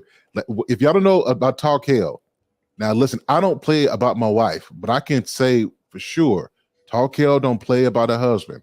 She don't play. So there's certain things I'll be like, I'm not afraid of what they're going to do. I'm afraid of what her response is going to be. So there's certain things I'm not, if she perceives, a sister being quick with me, I'll be like, babe, no, that's not what this was. She would go clean, like, babe, hold on. So what I'll do is I'll avoid situations because I don't want her, right? I won't put myself in because of her. And I think that wives need to do that as well. Yes. Don't put your man in position to be perpetually in mode that he's got to protect you, because that stress, and at some point that pressure is going to pop and you don't know what he's going to, walks on stage and assault somebody live on stage. Exactly. That's exactly what happened Sunday night. Jada has consistently and constantly put Will in a position to where he looks weak. You know what I'm saying? He may or may not be, but I mean, if we're being honest, come on, really, Will, Big Willie. But anyway, and so I think that what you saw was the culmination of years of it, years of his wife embarrassing him and emasculating him, and people commenting, and it just kind of boiled over. That it's like you said last night, Sir Hale. That last Sunday night was not about Chris Rock. It was not about the joke. Not at all. At all. I mean, that was completely. The second I saw it, I was like, that was excessive. What are you doing? Will became I was disappointed in him because Will became a bully that night. You know what I'm saying? And I hate to say it. I truly hate to say it, but that's what happened. Right. And I've always grown up hating bullies. You know what I'm saying? So that's why it struck me the way it did. I was so disappointed in it. So let's do this. Mandro, you excellent points. I really appreciate you saying that. A2Quell, you've listened into the conversation. What's your perspective? And once we're done, I'm going to bring up two other guests as well. Mosaic with TJ Randolph is in the building, and somebody who's new. I don't think he's been on here before. Yellow's in the back as well. I'm going to bring him up as well. Thank you both for being here. Yeah. So A2Quell, what's your perspective on this conversation? I agree with Mandrell on the point of as men we should not be tolerant and allow ourselves to be abused. Over the years, if you look at having that nice guy, clean cut image, that I'm just gonna kind of let things not bother me, or not even kind of be like robotic almost, where nothing bothers me and I'm just gonna smile about it. I think that hurt Will in the long run, because people could get away with things. You get what I'm saying? Like it was a certain thing where he didn't draw lines and draw boundaries within the relationship that he had with his wife. It's certain things that nobody should have known ever, that should never have gotten out, and about their relationship. And if I can use real quick, and I'll be quick about this, but my wife presented something to me the other day. It's like about people messengering on Facebook or whatnot, and it was something that constantly kept coming up. And it was one day a guy called on Messenger, and I answered. I didn't get nasty. I didn't get aggressive. I answered the phone and I said, "Hello," and they answered, and I said, "What do you need?" Hello. and they was like, "Oh no, I was just gonna ask her a question." I said, "Well, you see on her page she's married. She's clearly not responding to you, so I'm wondering, what do you need?" He hung up. Another guy did it. I did the same thing, and they hung up. So the way that you do stuff, I did it, and I'm not gonna. I didn't have to get violent, aggressive, or anything like that. I stood my ground as a man. Like, look, this is the line you're not gonna cross, buddy. I put my line in the sand, and let me ask you a question on that. Mm-hmm. Did your wife hand you the phone so you could do that? No, she didn't. I did it because she had showed it to me. But it had happened so like usually they don't call whenever I'm around. She showed me the messages. These people were calling, so she didn't tell me to do it. I did it because I was like, okay, well, this is making her uncomfortable. I'm gonna do it because I love my wife, and I'm gonna do it in a way where I'm not being violent. You get what I'm saying? I'm gonna let them know. Wait a minute. Are you saying you didn't make a Facebook posting that you're gonna beat these guys up when you see them, that you were going to perform some acts of violence? I mean, what is that? What is that changing? See, that's what people do, right? That doesn't change the situation, and that's the thing. I think we have in the Bible, there's a scripture that says, "Answer a fool into his folly," and then the next verse it says, "Don't answer a fool into his folly." So it's all about discernment, knowing when to do something, how to do it, and then what time to do it. There's a time and a place to do something, and there's a way to do everything. But sometimes you have to. People get nasty, and you got to get nasty with them. And then there's other times where that's not necessary. So it's all about you having discernment to see where you at and how I need to deal with this, because how is this going to affect? Because you could go off on somebody, and you might lose your life behind it. Yep, that's a good point. So this is a very good point. REM says that's what I would do, honey. Here, honey, it's for you. That's what my wife does as well. Like she'd be like, hey, babe, like she'll now the wives are different. Now, if she sees somebody doing that to me, she'll be, hey, babe, there go your friend, there go your little friend over there. What is with her? She'll be like, he answer the phone. It just, but what it is our way of handling it, so that nothing comes with it. Because I don't want nothing said that I entertained it. That I know. We're gonna handle this on our own. So I appreciate what you said. Let me bring up and real quick, I'm about to bounce out, but sure. And the way that we handle it would cause our women to react a certain way. So if we're already if they're on 10 and we're on 10, there's nobody thinking rational about how to deal with this situation rationally. You get what I'm saying? Absolutely.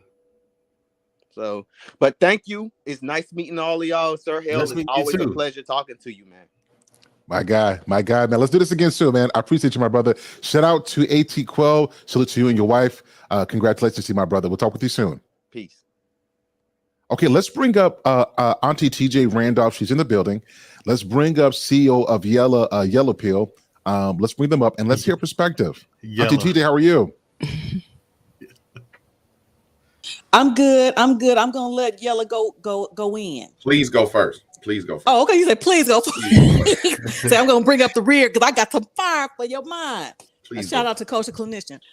Good morning. Thank you for having me. I literally just woke up. I still got the G baby, so I am tired. That's why I'm not on camera, because I look like I've been dealing with the G baby, and she's the boss up in here. Anyway, hey, I understand. I just want to say, I just chimed in. It's so much going on with that, and part of me wanted to comment, and then part of me didn't. But somebody said something, I think, just a minute ago, with respect to covering our husbands as well as them covering us. The thing with alopecia, and again, it wasn't about that joke of alopecia. I understand the idea of the sensitivity of it, because that's one of the things that made me nervous when I started dating Mr. Randolph, because I started losing my hair at my mid to late 40s.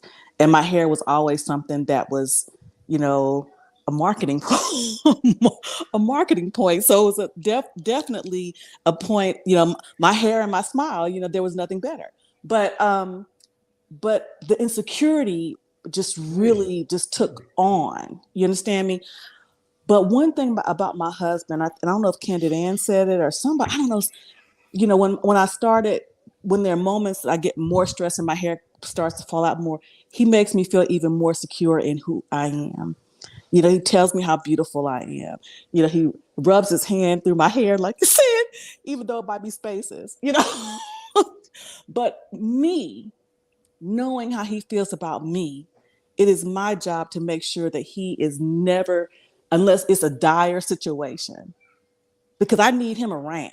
You understand me? I need him above ground and I need him free. So I'm not going above ground and free. Yes. I love that. I need him above ground and free. So if I see something that looks like it's about to be froggy and it's not necessary, because see, Mr. Randolph is he's a gentle giant anyway. It's kind of like, well, I'm not going to say kind of like Will, because he's just not going to go do that. But my husband is a gentle giant. But if it's a point that I feel that he's about to go explode, which is rare, and my job is to calm him. My job is to calm him. And again, going back to the night of the Oscars, Jaden pretty much knew he was going to win. And if we're talking about defending his wife, all he had to do was a signal up to the stage, cut it out, bruh. Cut it out. It ain't cute. Do the ixnay. And that would have been it. That would have been it. And again, he still could have done that, and she would have felt that. So again, it was extra all the way around. But again, we as women, if we say we love our husbands, it's our job to protect them as much as it is for them to protect us. That's a fact. And I'm going to leave, like I said, I need you above ground and free. I want you to be able to choose what you're going to wear. You understand me? So that's all I got. But thank you for having me. And I'm going to continue to listen. And Nice yeah, meeting you. you too, Nice meeting Candy. you. I'm hoping to join your panel. I've watched lots of your videos. Nice meeting you. You too, and thank y'all so much. And keep the conversation going, because again, we're trying to grow these young women as well as men. You know, it's not cute to be a bull in a china shop. It just isn't. You know, that was cute. That might have been cute when we was younger, but we real ass grown now, and that'll keep, put you behind bars or underground. Yeah, TJ. Yes, sir.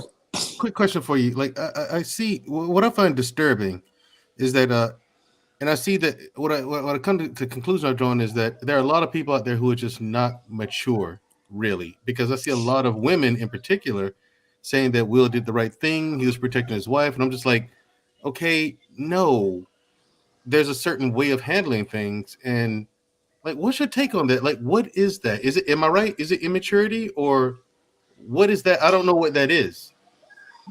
You know, immaturity is one, and just straight out ignorance and stupidity is another. How about that? Because the bottom line up front is there's so many cases that we've seen on these internet and all the YouTube streets about a man or a father or a husband protecting their child or their spouse for some foolishness, and they ended up gone. Exactly. Gone. And then life continues to go on. So that is a bunch of bull crap.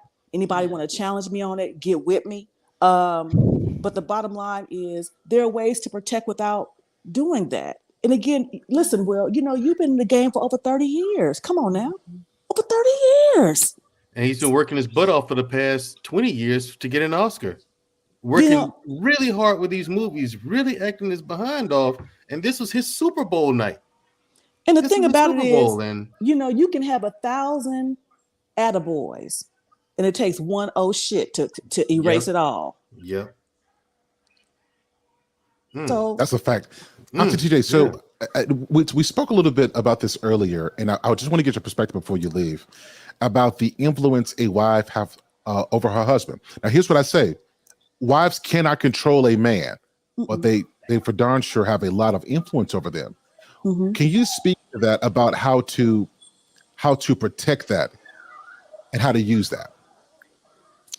Well, in this particular instance, well, I'm not going to say I'll never find myself in a situation, because you never know what the future holds. I'll just give you an example, and Mr. Randolph will probably hurt me really bad about this. But shout out to Mr. Randolph. We are in our 50s, and we started dating. I was 51, and he was 53. My husband had never had a colonoscopy.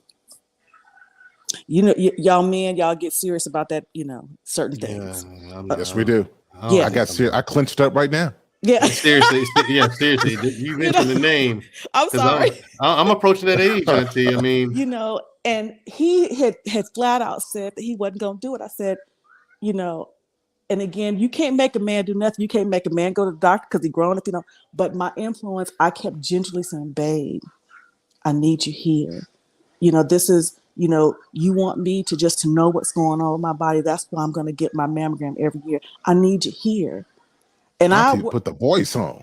I hear you, Auntie. I worked on him for about 2 years, but he understood that my motivation was him, not me. And by my motivation looking out for him, that only made it better for us. So again, I believe, and again, I'm new at this thing. Y'all been in marriage longer than me, but that's where the femininity comes in my opinion. I've learned. I'm an old head, but I'm learning. I can get him to do anything I need him to do, and want him just to, I love what you just said, because people don't understand this simple thing that wives choose a leader, men choose an influence when we choose who we're married. You're picking your leader, and he's choosing his influence. I love what you just said. And that's and here's the thing. Somebody else said balance. Was it Mandrill, or maybe it was the other young man? Yeah. Because I'm a hothead. Yeah. I know it's hard to believe it, right? But I am a hothead. But my husband is the opposite. But when he, boy, When he comes, y'all understand where I'm going with it. But there can't be two of us. And we balance each other, and that's the way it's supposed to be. If you got two hotheads and no one is going to be able to speak life, speak positivity, speak righteousness, logic into the other when it's needed, y'all are a catastrophe in the making. So again, I think, and here's the thing, Jada has power and influence and she knows it. Mm-hmm. The truth of the matter is how you choose to use your powers, for good or for evil. Yep, it's a fact.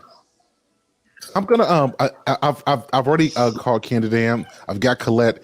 I want to get a group of wives together because I think marriage is just thrown out there now, and it's really the ingredients to marriage that makes a difference. And this is one of those parts. A wife she just has influence not only on him personally, but on the trajectory of his life. And I want to speak to that because I think it's something to not be taken lightly. So Auntie TJ, of course, we'll be talking soon, but Yes, I'll definitely want to expand this conversation. All right, and thanks for having me. Y'all have a great day, and we'll catch up later. Thank you so much, you too. Candy, how are you doing with time? I'm okay. I'm doing well. I'm okay. Excellent. I'm gonna bring up two more people really quickly, and then I'm gonna end the show. Guys, thanks again. Sir Hale in the morning. This is CP time, so it's supposed to be at 6:45. I did oversleep. So thank you guys for being here. I really appreciate you guys. Let's bring up a Canadian born really quickly, and I'm going to bring up CEO of Yellow Pull Coffee Cup. Yellow Peel, my bad. I got stuck in that. Yeah, I got stuck in there. Hey, do you see Canadian born got his Wakanda gear on right now? From the looks of it. Man, he's looking sharp. He's looking sharp this morning. Yeah, he is. Good morning, Canadian. Sharp. Good to see you, man. Well, listen, Yella and Canadian, you guys have listened to the conversation. I'm not sure how much you've heard, but I do want to hear what's your thoughts on what we told. Now, Yella, I'm gonna. You made a comment, so that's why I asked you to come up here. Your comment was, "Oh, so men can't defend their wives." So I want to get your perspective on that, but I want to hear also Canadian-born's perspective on this conversation as well. So let's start with you, Yella. What's going on, everybody? Shout out to the panels. Sir Hill Speaks. Nice to finally meet you. Man, Drill, as always, a pleasure. Canadian born, my dude, Candy. And look, look. Shout out to my New York spokesperson of the Yellow Pill Coffee Company. Yeah, my bad, Sir Hill. I'm up here shamelessly plugging. My bad. But all right. No, the reason I kind of said that, man, is because a lot of what I'm hearing is almost contradictory to everything we've heard up to this point. Explain. Everything everybody's talked about in these spaces, everybody claimed men should do, what we saw was what should have happened. But now everybody in shock because we got a grudge against the person who did it. Hold on, explain what you're saying. I'm not quite sure I follow you. All right, so as men in these spaces, we always try to sell ourselves as, you women, you got to be submissive of us. You got to listen to us because we are protectors. We are providers. Women don't tell men how to do this. Women don't tell men how to do that. And then once a man did it, now everybody shook. For what? Wait, so are you saying that what he did in terms of going up there to assault Chris, that was a form of protection? Yes. That's interesting. Yeah. So protection is, for me, is when you're in imminent danger. So let me ask you a question. So let's say Will protected this particular one. Let's take your example. So should all the other men that Chris made a joke to on camera enough, should that have also happened with them as well? And then if that's the case, when does it stop? If they felt the situation required that, then yeah. Because see, my thing is this. We got to stop trying to make it seem like Chris isn't notorious for stepping over lines. See, my thing is this. We getting a little too comfortable with telling men they got to be okay with being disrespected. If he felt disrespected, that's on him. That's how he felt about the situation with his wife. We can't all collectively be like, oh, yeah, he was wrong because that's how he responded to his wife. Well, that's his wife. That's him showing that he's willing to do whatever it takes to protect his black woman. So, because see, a lot of that's dangerous talk. That's dangerous talk. And I'll tell you why. Because if this is the message we're giving to people, that when I feel like I'm being threatened, and without the context that we're in a room, there are jokes being said, and no reference is real disrespectful at this point, but because hey, I don't like it. Well, let me go act this way as a form of protection. What message are we really sending to people? That if you feel like somebody crossed the line, which he did, which I don't understand how nobody see this. It's like everybody trying to pick what line? Reasons why he didn't cross the line. Okay, so let me say this, since it's been the common talking point I've heard the last couple of days. Oh, he made that joke as a compliment to her because Demi Moore played this super strong role as G.I. Jane, and she represented the bull. It was an intentional joke about her appearance. It had nothing to do with her acting skills. It had nothing to do with her. That's my point. The idea of trying to sit up here and tell me that, oh, Chris Rock's intention was to try to be honorary to her and put her in a good light is basically trying to make us. No, that's not the point. The point is, it's a joke. Yes, yeah, and some jokes ain't funny. Some jokes go overboard. So guess what? Oscar's not paying. Hold on, wait. What assault? First of all, he stood on that stage and got slapped. We's really sitting here. Hold on. Let's take everything out the way. Let's move Jada. Let's move Will. Everybody. Let's talk about Chris Rock. Chris Rock, a grown ass man, stood there and got slapped in the face on stage in front of millions of people. And you want to tell me he the bigger person out of the situation? No. So what you're doing is now you're switching the focus. We're talking about on Will did and him protecting his woman. Oh, okay. All right. My bad. Was because he felt like he needed to protect. That's what he felt he needed to do. Absolutely. And so he did that as a form. And my question to you is if we're talking about we have to be leaders, if we can't handle a joke, then why should anybody follow us? Because if I know that this is what gets you, and I need you, let's say I need you to bank on you going to prison, I need to bank on you going to jail. Well, I know what to do because I already know how you're going to respond to that. When has Will responded like this to anything? Never. Precisely. I know of. Okay. So my point, and hold on. And to that point, how long has Will been the butt of these jokes? Past few years, ever since Jada put him out. Okay, then. So my thing is this. We gonna sit here and be mad at him because he finally was like, look, I'm tired of this lame ass, weak ass joke. Like, we really don't right now? I'm dead ass serious. He's dead serious. You want to know why? You want to know why? Hold on one second. Because your microphone is a little loud. I just want to get some responses to what you're saying.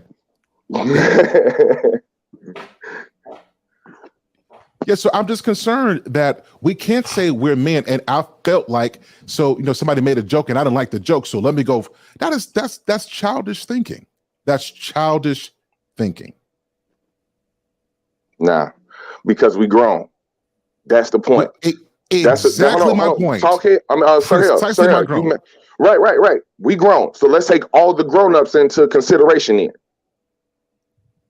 If you grown as Chris Rock, you want to say that joke? Will Smith. Hold on. I'm saying it's a trickle down. It all makes sense.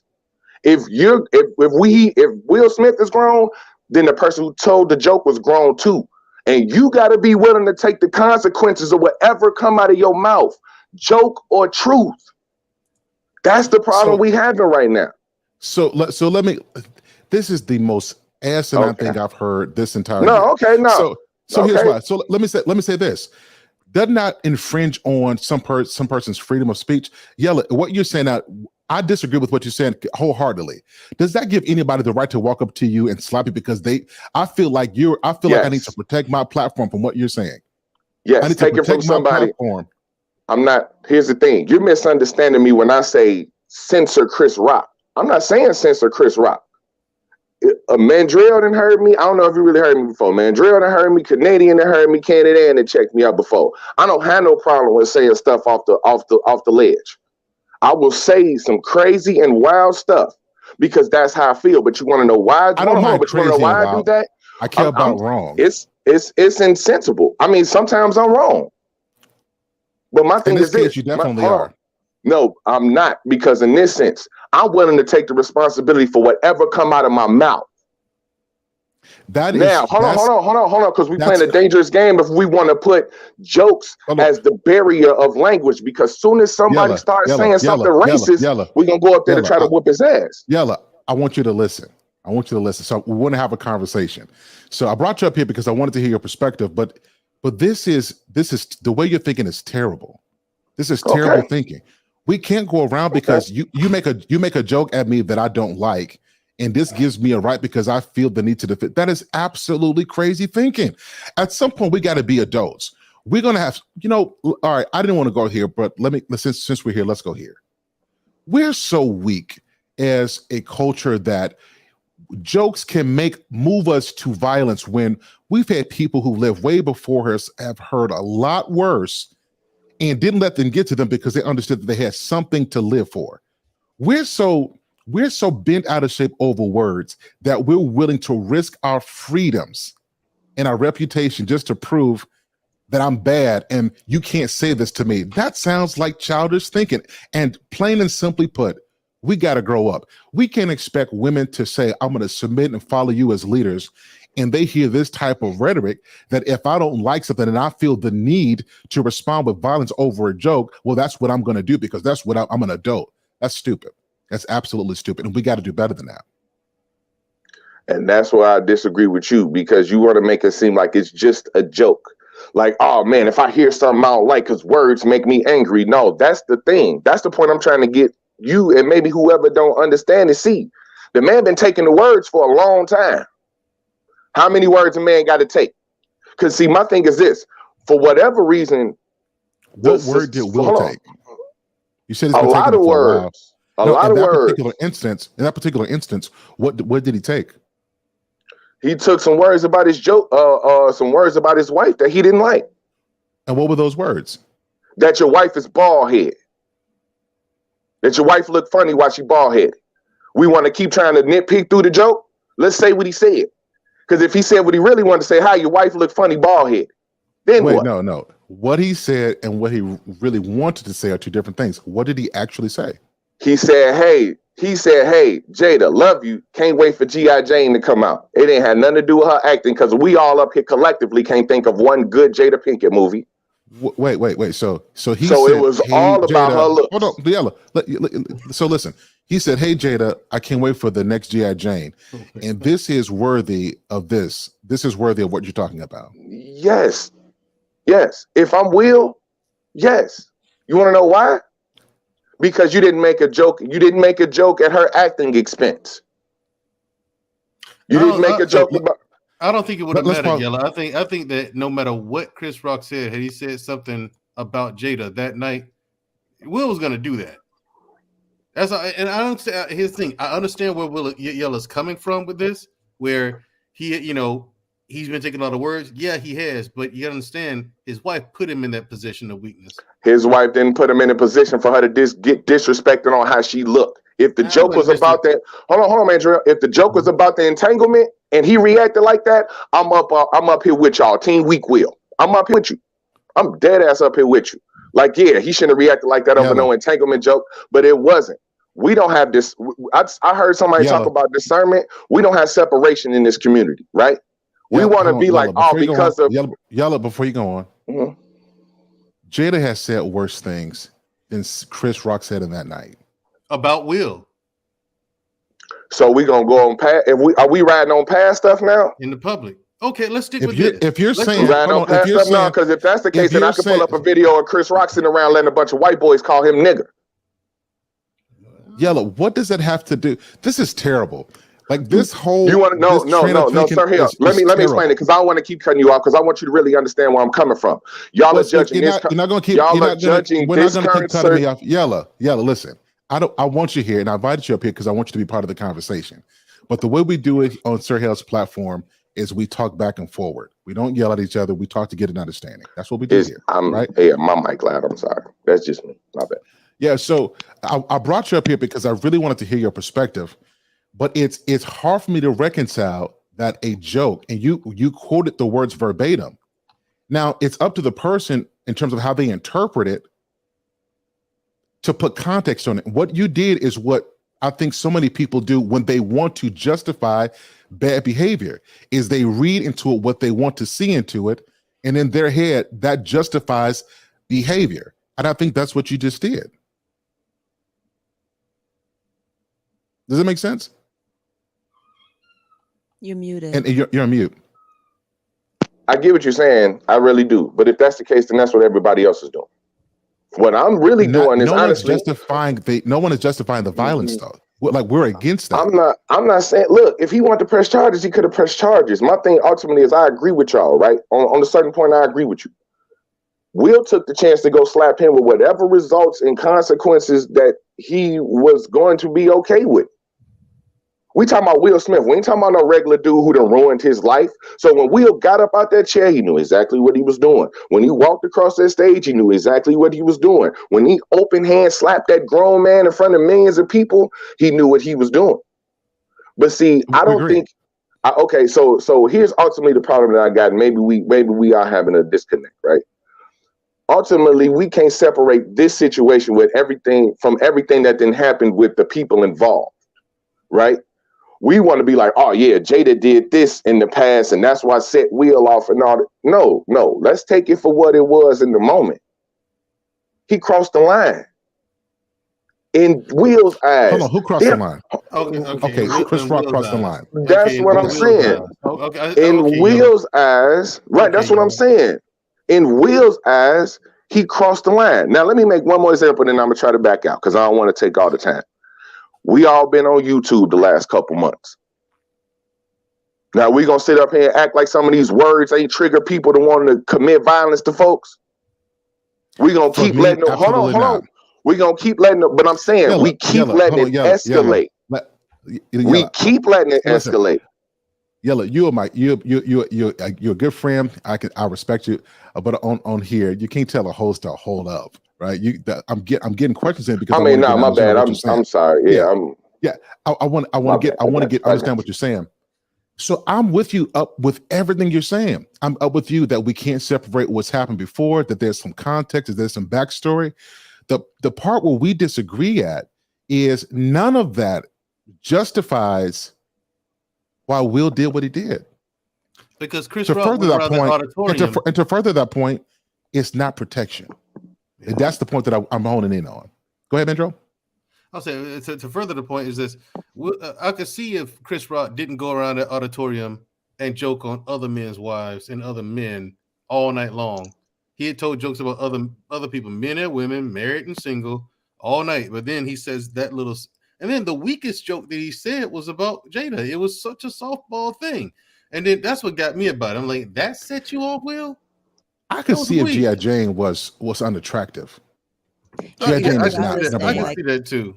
But I was just saying, like, in regards to like the G.I. Jane joke, you know, I didn't find it to be that disrespectful. Now, the joke is not about me. It's about Jada, and she felt however she felt about it. And though that's his wife, you know, I was just saying that, like, she could have twisted it and made it a different narrative other than feeling so emotionally hurt about something, because truthfully, G.I. Jane does not look jacked up.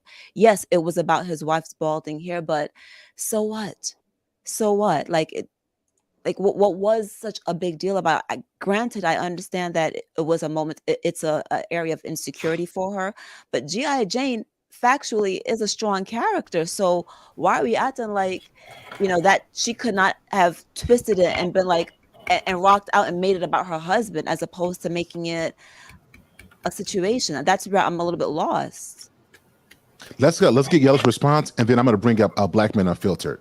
Yella, what you got for that? Okay, I'm going to respond to Ann and Mandrell at the same time. And you want to know why they should have took it personal? Because of the same reasons Mandrell said. He went around and joked on every other couple and every other wife. Now, which one of them wives' appearance did he attack? Which one of their wives' appearance did he joke about? Oscars, so I don't know. I'm saying, but we watched the whole clip. Everybody seen the clip. How many of those wives' appearance did he insult? I don't know. The only thing that I saw was the one joke and the slap. I don't remember. None. That's basically what I'm saying. None. No, I know. But none. He didn't insult no other wives' appearance. He made jokes about them. He said. Why is that relevant to you? Why is that relevant? Because that's where you cross the line. Because that's where you cross the line. If I don't want you, if I don't want you comment, that's deserving of him committing assault. You think? If that's how Will choose fit to respond, why didn't he say Regina King? We disagree. Why didn't he say Regina King? Regina King ain't. We did all these what ifs. Regina King ain't gonna make that joke. You want to know why? She made a worse one. because she made a joke about the entanglement. That's my whole point. She made a joke about the entanglement. Guess what? They can't really get mad at that because that's their business that they put out there. On the other flip side, And so Jada didn't put out that she's bald as well. Is that like that's not a known thing? She shaved her head on Instagram live. But my point is, look, I'm okay. So I'll give you that. She did put it out there, but at the same time, we just gonna be cool with everybody saying anything. No, like that's getting weird. This getting weird. Hold on, Yella. Context matters. If I go someplace, if I go to a comedy club and I sit at the front, I'm from Chicago. I know that if I'm sitting at the front, I am probably going to get roasted. I got a big nose, I got a shiny forehead, I got a receding hairline. I'm probably going to catch a couple, but I've gone there knowing this. These people have been in the entertainment and seen way more than us. The issue wasn't about that Chris Rock said something. The issue was that it was Chris Rock. That's what the issue was. He didn't deserve that, man.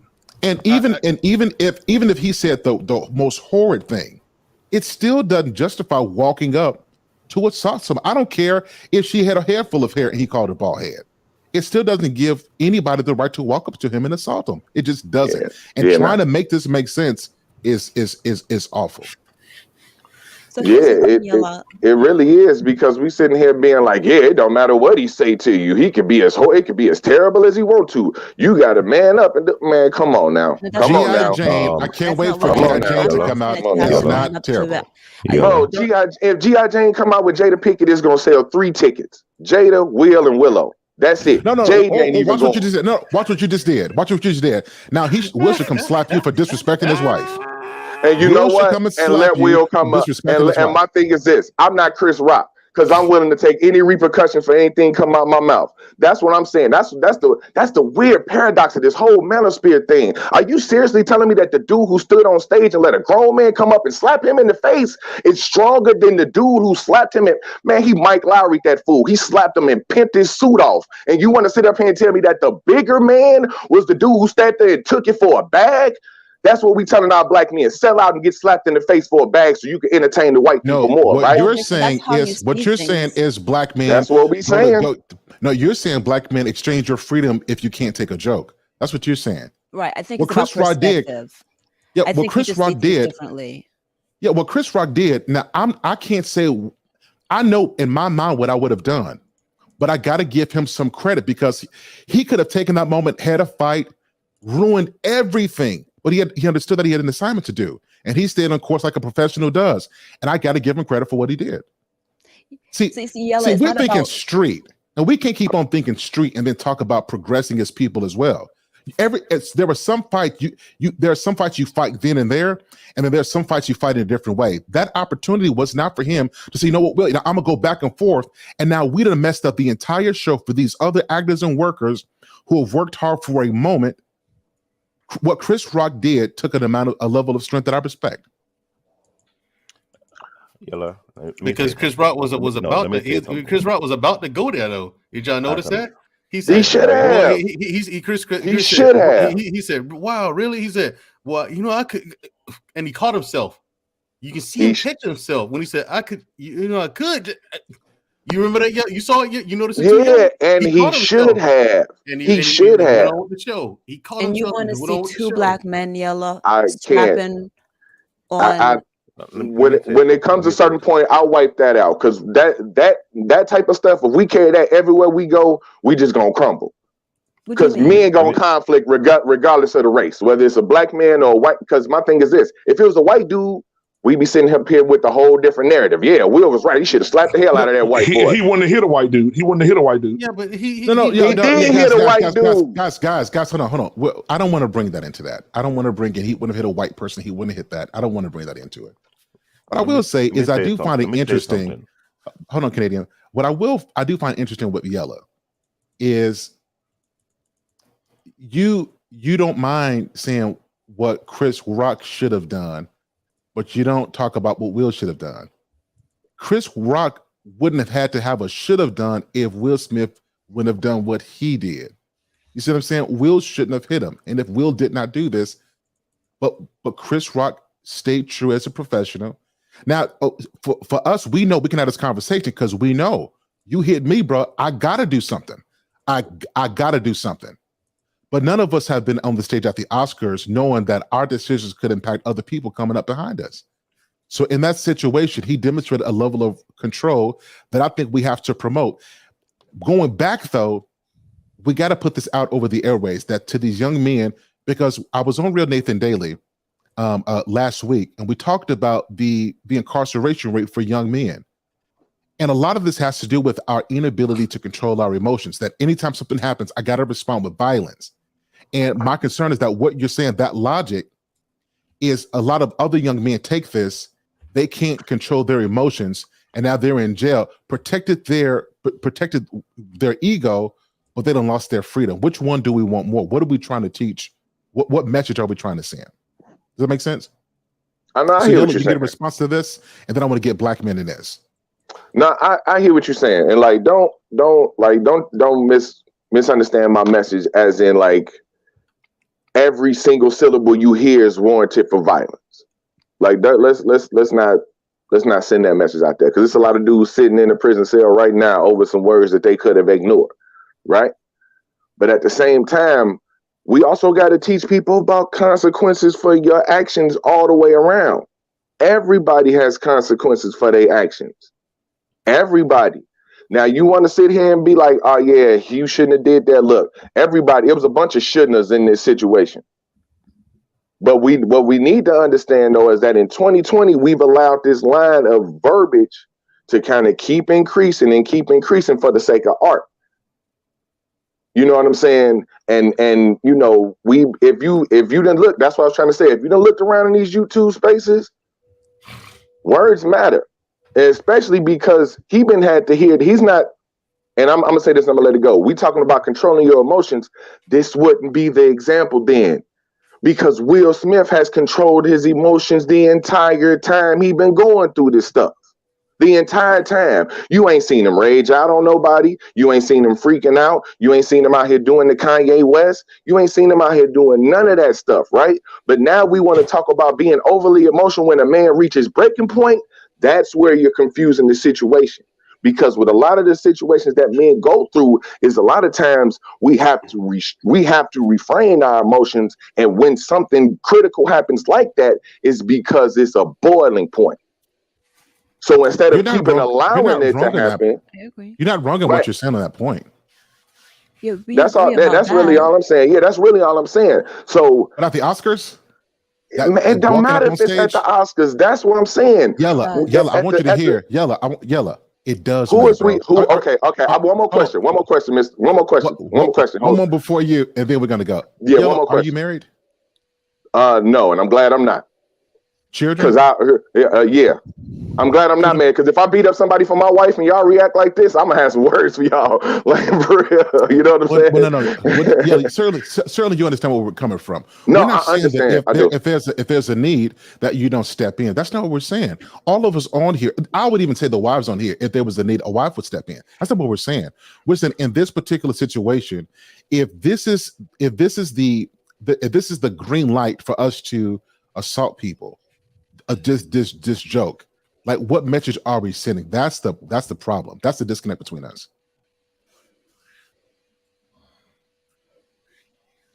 Okay, I get that. That's fine. I left you speechless. We got to get black men in here. Black man, what's your perspective on this conversation? David. Let me say this. For a man who be married for 12 years and counting, I'm a father and a grandfather. Something my uncle have told me since I was a child allowed me to see things much clearer by looking at the big picture. This past few days, I've noticed people have lost sight of consequences of their action can lead to a domino effect. BCDT123 mentioned the guy who was producing the Oscar was a black man. For the first time in how many years in the Oscar, right? Will Smith walked up, slapped a black man over a joke where the comedian job was paid for it to crack jokes. Can you hear me? Yes. We can hear you now. Better. So we're just used to you turning into your microphone That's a different story. I'm sorry. Please go So ahead. when I hear these things, I hear these talking points, I hear these views. My uncle wasn't that to echo in my head very heavily. Hold on a second. I hear some background noise somewhere, like somebody washing dishes or something. No, there's nobody bitches. Might be my grandson waking up. No, like when I hear these things, I thought to hear what my uncle was telling me. He say, a man better be a leader, a wise leader. But know when to act, when not to act, when to respond, when not to respond. Will Smith went through a lot of things. I get it. I understand it. Walter, as a leader, as a father, what the build-up come from? What have he done to control that environment? Me and my wife, we have this conversation. I brought it several times on a few platforms how my wife prevented me from losing my cool. My wife is 6'1", I am 6 foot. My wife weigh around 220, 230. I weigh around 280, 290. When I say I'm a black grizzly bear, I have mentioned in my podcast the past how I lifted up an 800-pound cage of equipment when I lost my cool. And my coworker thought I was going to kill somebody. My wife found ways. I'm sorry, I apologize. I'm angry because when I hear people say things, well, don't be angry. Be corrected. I apologize for that. Thank you, my brother. But I find it when people don't think the big picture and they say you have a right to do what he did, it's almost like saying you don't care what it will lead to. You don't care the negative effect it lead to not only to your family, but to the next generation. When I hear these things, I thought to ask, you okay with the deletion or the end of your lineage? You don't care your legacy that you trying to. No, you can shake your head, amen, because I've been around just make a point. Don't worry about anybody's responses. I know. Yeah. I've been around elder when they talk about these things. This is why some people make mistakes and they don't know what it lead to. And then when the years pass by, they realize that one action they took was the downfall of their whole entire livelihood. Because they never thought about what it will lead to. Wise men make wise decisions that create great empires. Ignorant fools think they make great decisions now that lead to destruction and deletion of their kingdom and their livelihood. Okay. What Will Smith did, I could care less. You could get all the white men around the world. Not one person will agree with that nonsense. We'll talk. They won't. They wouldn't agree. The level of wisdom from past generation would not even agree with your views. Because they will tell you, you're not feeling clearly at all. People are coming up with intelligence, but I know too many people lack wisdom. On that point, let me get E-Man and AR on this as well. Yeah, on this, let me get well, actually, before I do this, let me get Black Man. You've been here for a bit. Black Man, thanks for being here. What's your response to what Canadian Born just said? I mean, so let me say this because I was sitting back just listening to Yella and Yella my boy, so I know I can be straightforward and to the point with him as well. I feel like we're in a position right now where Will Smith was absolutely 100% wrong. We all agree on that.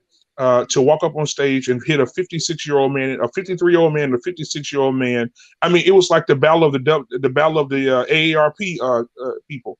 I mean, they're on stage, they're in front of the audience of millions of people viewing, and plus your families are out there, your kids are watching. Chris Rock's kids will be teased at school because of this. I mean, like Black David just said, when you do something, it's the ripple effect, what happens afterwards. And so we all know that Chris Rock is a comedian. He's been doing this for years. And now you have these comedians on their radio shows, Steve Harvey, you have Ricky Smiley, all these different artists are saying right now that, I can't wait to get in the club. I can't wait to find out where Will Smith is at, because now they know how to get to him. And now these comedians are taking the side of Chris Rock saying, okay, well, we're going to say the same, we're similar, and we want you to come up on the stage and slap us so we can show you a different side of it. So now you have Steve Harvey saying that yesterday. Then you had Ricky Smiley saying it, right? Then you had Corey Holcomb saying it. All these, the TK Kirkland, all these dudes that will give him the business, they're saying, oh, we really want to say some jokes now because we want to see if he's going to do the same thing to us like he did to our comedian brother. Because now Will Smith just made it okay to walk on stage and just slap somebody because they said the wrong joke. It's okay. I get what you're saying. I think he didn't make it okay, but I think what he did open the door for people to try. Right. And I think that's the issue. Yeah. And it will be failure because some of these comedians got them hands. And so you're not going to just walk up on any comedian and just go slap them or hit them. And I'm not saying, yeah, he made it okay. Yeah, you're right about this, Sir Hale. I'm saying, like you said, people are going to try. Now I'm upset. Oh, you said something about my wife? Remember what Will did to Jada? I mean, for Jada, it's going to be the same situation. And it's going to be a lot of people hurt, hospitalized, whatever. So we can't be immature and say it's okay and champion this man for going on stage and hitting this other man because he said something about his wife's head. I mean, like I said, if you go to Chris Rock's history, I mean, that right there was Sesame Street compared to what he could have done. Absolutely. Very light. Excellent. Ladies and gentlemen, please drop Black Men That Filter's channel as well. Emails on here, AR.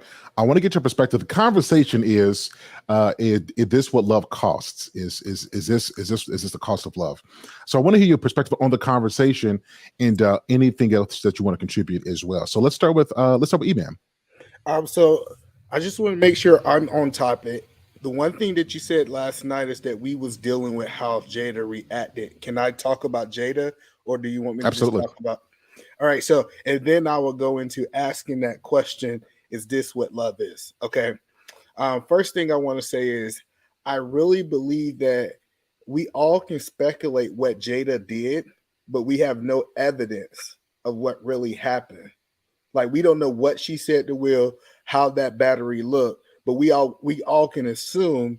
So I really believe that, in my opinion, Jada did stay in the level of femininity, because we can say what we think she did, but we don't know for a fact what was said between her and Will. And I don't think that we can paint this picture that a woman can stop a man after he's past a certain boiling point. So I just still don't see what Jada did wrong in this situation, other than what we speculate happened, but we don't have no evidence of what really happened from Jada. That's why I say Will should hold 100% of what the decision he made. The second thing is, I do believe that it's a level of protection, but it's a level of toxic protection. Like, it's two different types of protections, in my opinion. We have something that's healthy protection. So if I feel that my wife's life is in danger, that's one level of protection. And then toxic protection, I believe, is me being able to protect my wife when she don't need to be protected. And I think those two different things, and we got to have a level of wisdom and discernment to know which one is which. And I want to go into the topic: is this what love looks like? I think for people who haven't learned how to have healthy emotions, yes.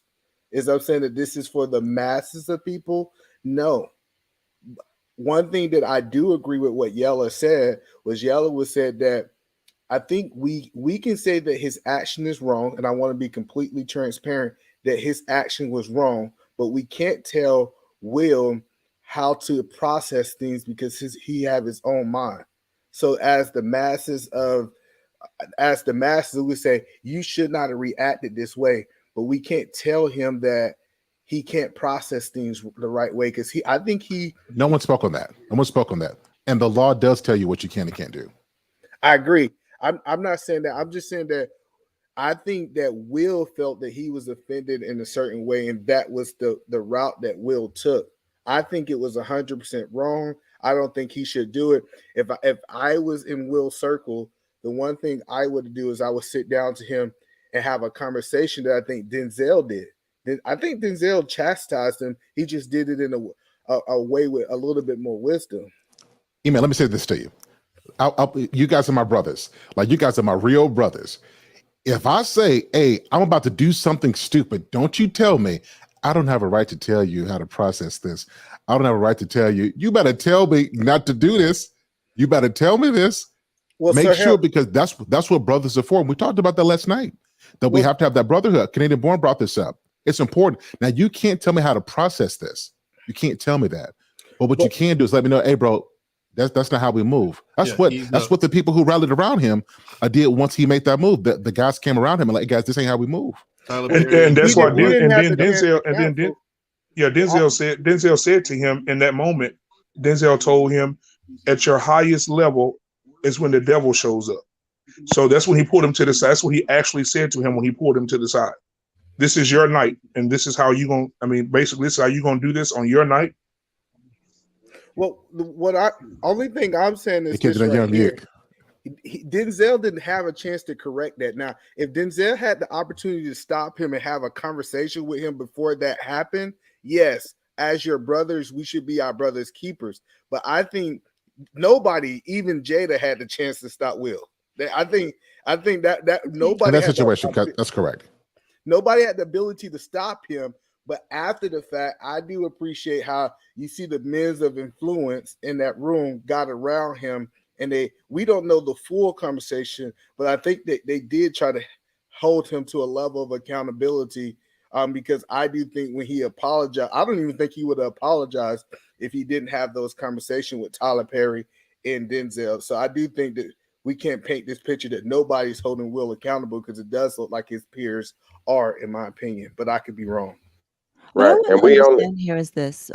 Yella, you know I love you, but we disagree here, and that's fine.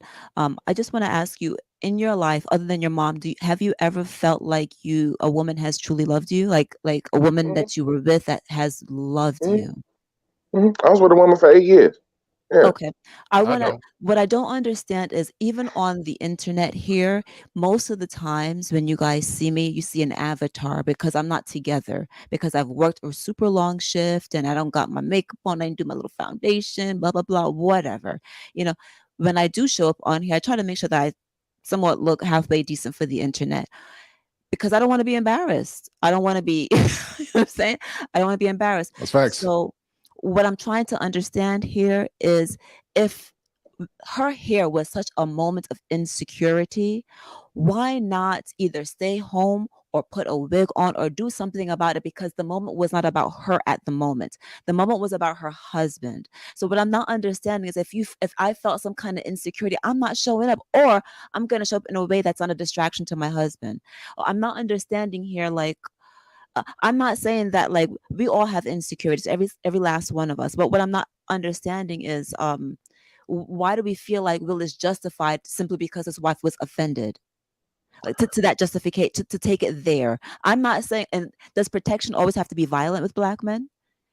Can't protection be something else? Kendra, who's that question addressed to? So Mr. let's know Yellow. that. Okay, Mr. Yellow, and then after Mr. Yellow, let's get AR in here as well. Thank you guys for being here again. Okay, no, I get what you're saying, right? As far as like her kind of putting it out there, and if she didn't want to draw attention, but then that's again, and everything we saying is like this slippery slope of contradiction. You know what I'm saying? Because we hear all the women saying, you can't, you know what I'm saying, don't dim my light and let me be me. And now we sitting up here telling the lady, be less seen. Like, no, like that's her. She is her. She's not Will Smith's wife. That's Jada Pinkett. You know what I'm saying? The only reason we know about that situation is because of who she is outside of him. But I'm sorry, Yellow. You said she's a not. Wife, was she there as Jada Pinkett, or was she there as his wife during that? She was there as Jada Pinkett. She's always there as Jada Pinkett. She's always there as Jada Pinkett. She wasn't up for no nomination, Yellow. That's what I'm trying to say to you. But she's there as Jada Pinkett, though. She's there as Jada Pinkett, though. Like I get what you're saying. I get what you're saying. But she's only there because of her husband. She's only there because of him. If we was talking about regular people, I see what you're saying. And I think that's the disconnect. She's not there just as Will Smith's wife. She's there as Jada Pinkett. Now, her intentions is to be there to support her husband. But if that was the case, they'd have put them in a love seat instead of two different chairs. They were sitting in two different separate chairs, which means they have that. That's not what it is. She was only there. She was only there. Hold on. You want to know why? You want to know why I use that example? You want to know why I use that example? Because Denzel and his wife were sitting in a Yellow Pale Coffee. You are loud, man. Your My microphone bad. is hot. It's the mic. My bad. I don't want to yell. I haven't had coffee this morning, so let's tone it down just a little bit. So, what do you if do you want to be married? Yeah. No matter what your profession is, no matter what she does, you represent her. She represents you. That's just the way that this works. When you get married, that's what it is, right? And in this moment, this wasn't about Jada Pinkett Smith. She was there, but it had nothing to do with her. It was Will's night. And what she was supposed to do is sit there, be beautiful, and celebrate her man. That was the job. That was it. But Jada, and if it was her night, that's what he would have done. I'm sorry. No, I get what you're saying, but the only reason I use that example is that's two different people. Is we can go back to the one person that everybody want to keep referring to as Denzel. That's the reason I use that example. That's what I was trying to say. Denzel and his wife were sitting on the love seat. You want to know why? Because Denzel's wife was there as his wife. That's who she is. She is Denzel Washington's wife. There's a reason why it was two different seats. It's because Jada Pinkett Smith is Jada Pinkett Smith. So she needs to be treated as Jada Pinkett Smith. But it's not the same. But I just want to make this has not even sniffed the Oscars in her career. I think I understand where y'all's coming from with that. I think I get it. It's still off. I get where you're coming from. But Jada did not make it about her. Will Smith made it about her. We keep making it seem like Jada made it all about her and she stole the spotlight. Will Smith made it about him. Agree on. I'm finna say I rarely agree with E-Man. Mark this day, March 29th, 11/22, Mandrell and E-Man agree. And that's kind of the reason that I was saying that beautiful things happen on the morning show, guys. Right. Beautiful things happen. Mandrell and E-Man agree. Wow. Yeah. So the point that I'm making though, E-Man, let's finish your point, and then we're going to bring AR in. Got you. So Jada actually never made it about her. Will Smith put his wife in that spotlight for that. So I still believe that Jada was stood in her femininity in this moment. I'm not saying throughout her whole lifestyle, but I think when we ask women to let men be men and let them stand in their femininity, I do. So I'm gonna pass it to my brother AR. What do you think? Do you think she was kind of in that, or what do you think about the topic, to be honest? Well, first of all, Sir Hale speak. Thank you for allowing me on here. Pretty sure my views are appreciate you being here, man. A little bit different. Hello everyone. I want to say, 2024, do vote for Trump. To make America better. But as far as this conversation goes, right? I mean, Canadian, you can't deny that, right? But you can. But we know the way the country currently is really messed up.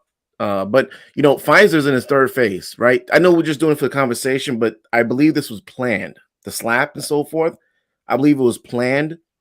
Because Pfizer's coming up, huh? Hold on. So I sort of heard as well that this was staged. So yeah. I want to ask, and Erica is back on here, and I wanted to her because she's training this. Yes. So what end is this staged? Like, what purpose would that serve? So you guys, we're leaving politics out of this, by the way. Politics out of here. Politics out. Go ahead, Erica. I do want to say really quickly when this whole thing occurred, I told my husband, I was like, "Oh, this is staged combat.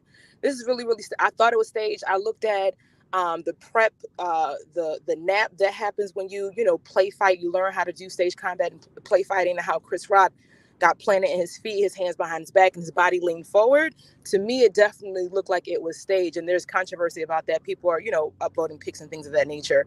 But I just wanted to note really, really quickly, what's the purpose? I don't know. It could be a distraction. I think, all media has a level of propaganda to keep us distracted and not really focus on like building business and wealth. But I will say that I wanted to know really quickly about Denzel's wife.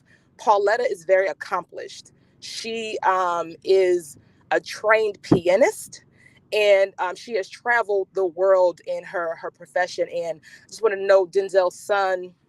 I can't remember his name, but I remember he did some movie with Spike Lee, and they kept asking about Denzel. He said, "Hold up, I'm also Pauletta's son." So I just want to note that regardless of whatever you do in life, and as a wife, because I am a wife, I could run my resume down on a whole lot of stuff, but I take joy in being my husband's wife, right? I've taken his name. I'm under his covering. And just to suggest that Jada, I think that's the problem. Jada is showing up as herself, or it comes across as she's showing up as an individual and not one who is submitted to the covering and the protection and the wonderful life that her husband has provided for her. That's a problem. When you become a wife, you come under your husband's name, his jurisdiction, his covering, his blessing, all these things. And it's a beauty in that. And I know all Black women don't subscribe to this, but there's a narrative out there that Black women don't want to do that. I think you see it in Denzel's wife, which is great. The fact that you have to Google her to see that she's actually an accomplished pianist. This woman is a beast. She's a beast as an artist. And when Denzel was struggling, she covered her husband and let him do what he needed to do in order for him to rise to the star that he has. And you don't see the conflict between these two stars. You know what I'm saying? And it's not a conflict, but for whatever reason in Jada, it's a constant conflict that she puts her husband in a position where he looks silly and he makes silly decisions that could jeopardize their wealth, their well-being, and it continues to jeopardize their reputation. That's a poor thing to do. Yes, it does. And I'm from Philly.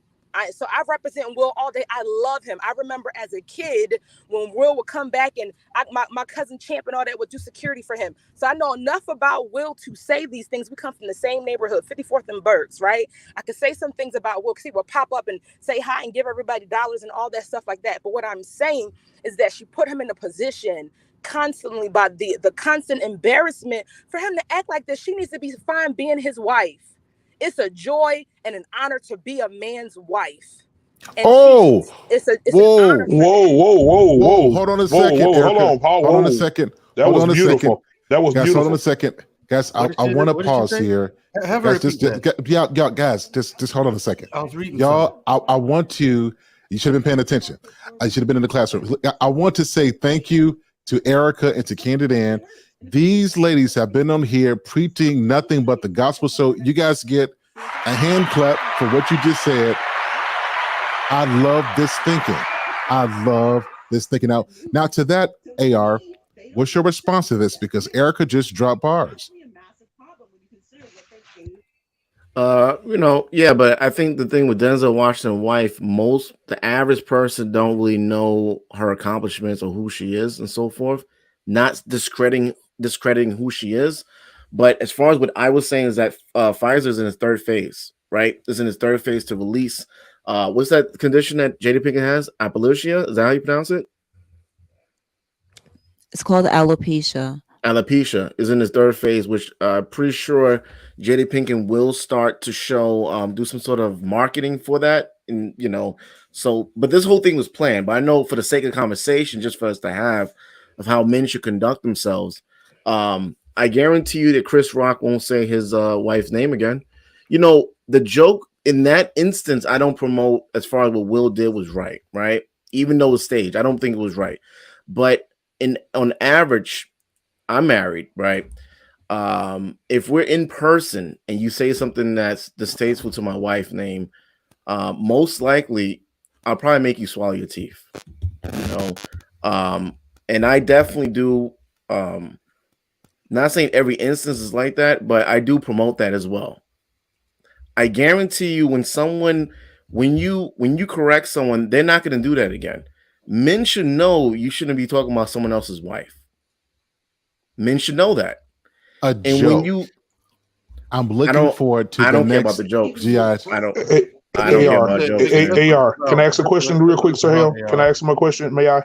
And then please do. And I don't want to cut you off, AR, but I do want to focus on some of these points you're making. Go ahead, Black man. Yeah. I got a question for AR. So AR, as men, we all have this testosterone thing where we'll whoop somebody for saying something to our wife or whatever, the situation, family, whatever. The thing is, what happens when you go to be aggressive? Like, let's say, for instance, Chris Rock, he would have took the slap. What happens if Chris Rock hit him with a three-piece and he falls off that stage? What happens if you come to make me swallow my teeth and I make you swallow yours and embarrass you in front of your wife? Seeing that what happens when the tables turn, when you come to be aggressive, but that aggression is met with more severe aggression? Well, I mean, like, for the average person, I can understand, but I get what you're saying, but at the same time, you cannot allow another man to speak ill in person about your family. In person, online, I get it. People want to do what they want to do online, but in person, even if I have to take that L, which probably won't most likely happen, but there needs to be some repercussion. I can't. Can I say one thing about what Erica said real quick, Sir Hale? Is that okay? Please do. And then I want to get back to AR because I know we see things differently, but this is next level. I just want to say this. Erica made a great point that people just went over their head. When you need people to get unfocused of what's going on in the world, you need an extreme event. And the one thing in the last 2 days we did not talk about was the jab, and we haven't talked about gas prices. That's the two things we're not talking about. So if this was something to completely distract us, I'm not saying that this was all fake, but this would have been the perfect storm for what's going on, in my opinion. Well, you can't talk about the jab because you'll get struck. So you can't talk about that at all. Not even that, guys. That's just not the point of this show. Yeah, you can't talk about that. Yeah, I'm talking about like what's important, like to me. This kind of stuff is important to me. So that's why I've got this show on there. So we can do, guys. I may do a show on gas prices coming up very soon. But I mean the whole YouTube space. But I'm just saying, for the sake of this conversation, we're talking about this particular deal. Go ahead, Bandra. What was your response? Yeah, the thing is, the AR is just the way he's talking. Now, I finally got Yella. I finally get where he's coming from with it. Okay, as far as AR goes, what it sounds like, I mean, the way you're describing it now, and there's no shade, but there's no shade to you. But the way you're describing it sounds like you shouldn't even go to a comedy club, because at comedy clubs, comedians sit there on stage and they're doing their bit and everything like that. But if you go to was that a comedy club yesterday, or was it an Oscar Awards? My point is this. But you're saying the comedy club. Let me finish. Hold on. Let me make the correlation. But I was the one talking. I was supposed to be speaking, and everyone cut me off. Was that a comedy club or Oscar award? Sure. Let me say this.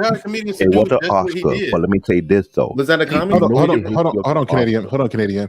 Because Mandrell made a point, and I think AR. Were you asking that question to Mandrell? Yeah, he was.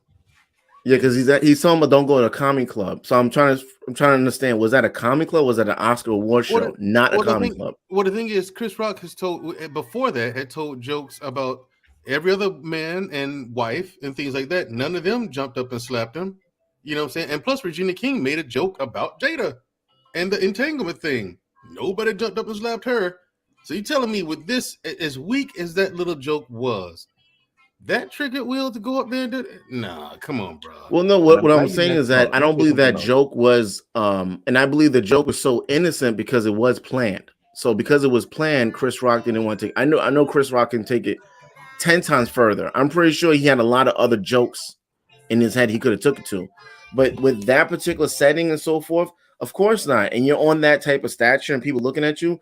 But what I'm trying to tell you is that in that setting, of course not.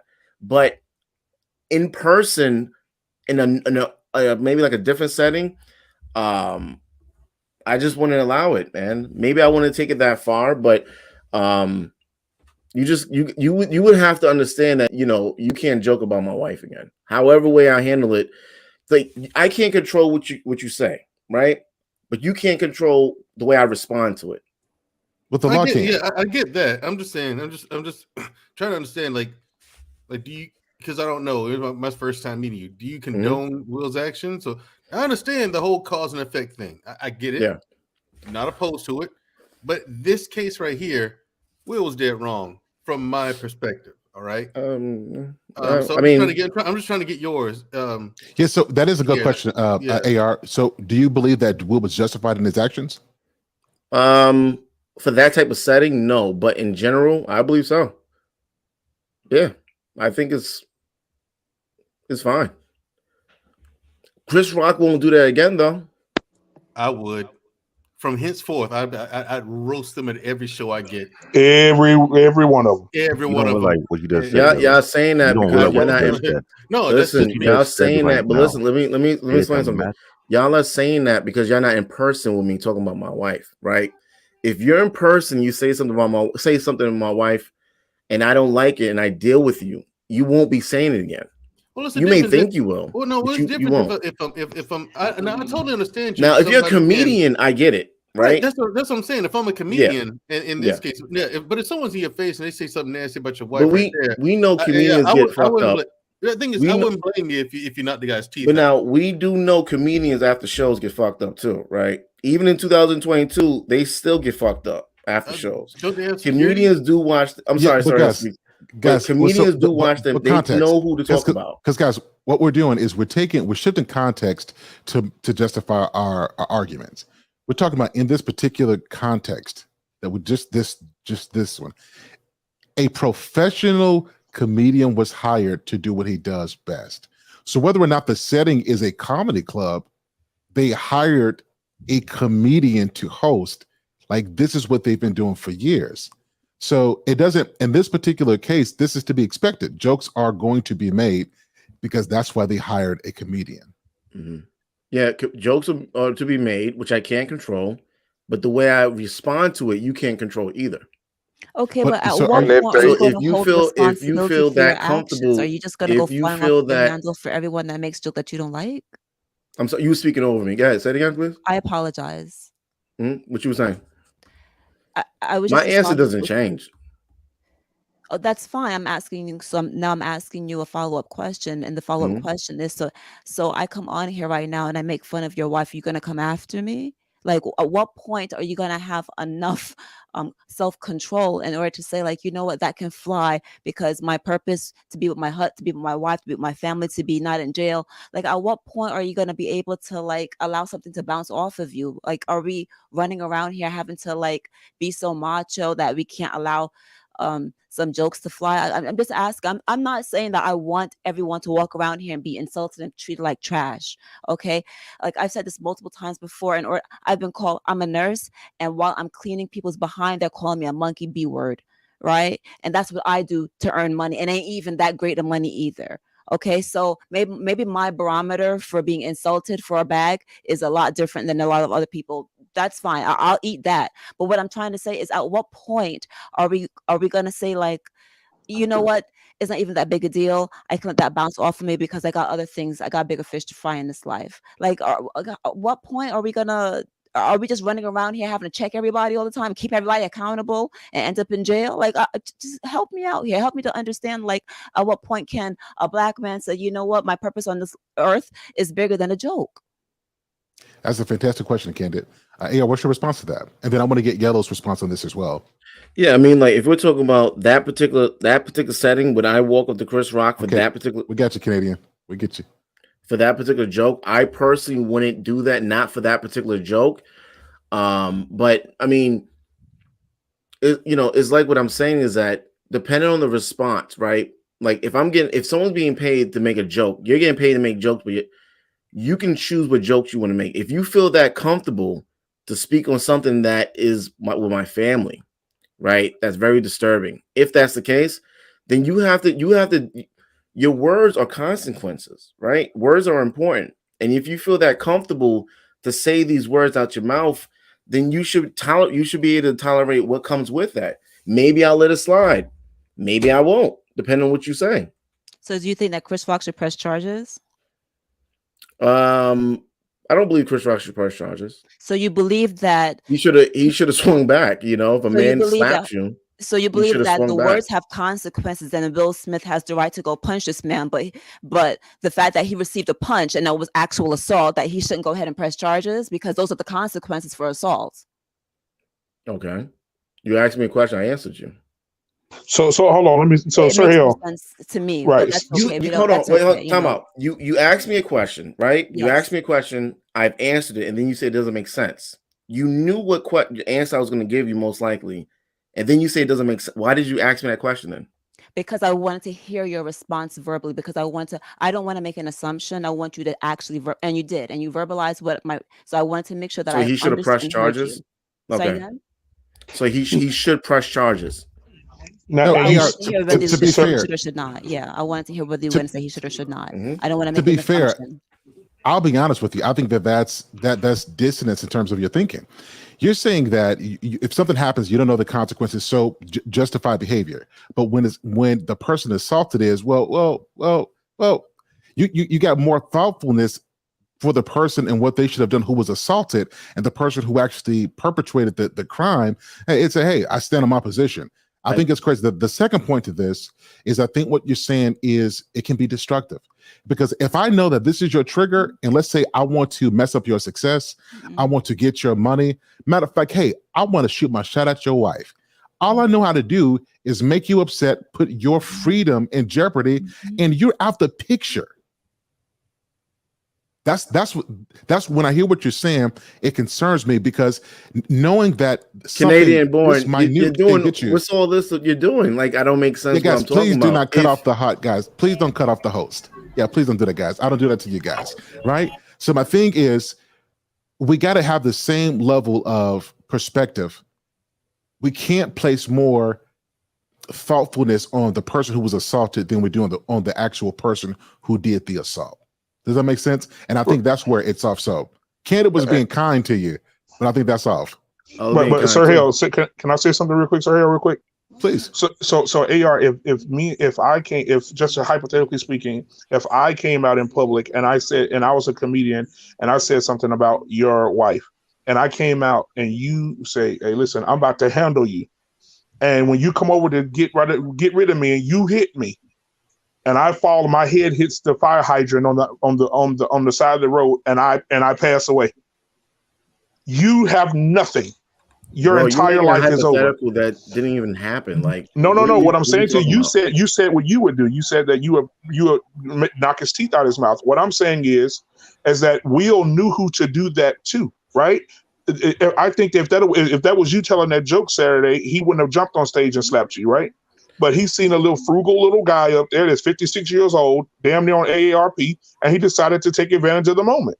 I mean, well, the thing is that, especially when you shouldn't, you can't handle yourself physically. So if you know that, it should have been even more of a caution for you to watch your mouth. Okay, now you do understand in June they were going to do a celebrity roast on Will Smith, and they just canceled it, right? He was up for a celebrity roast in June. They canceled it. You know why? Because the people are fearing for their lives that he may come in and whoop it, try to fight everybody in there if they say the wrong thing. Okay, I think Will Smith accomplished what he needed then. You guys are ridiculous. That's crazy, bro.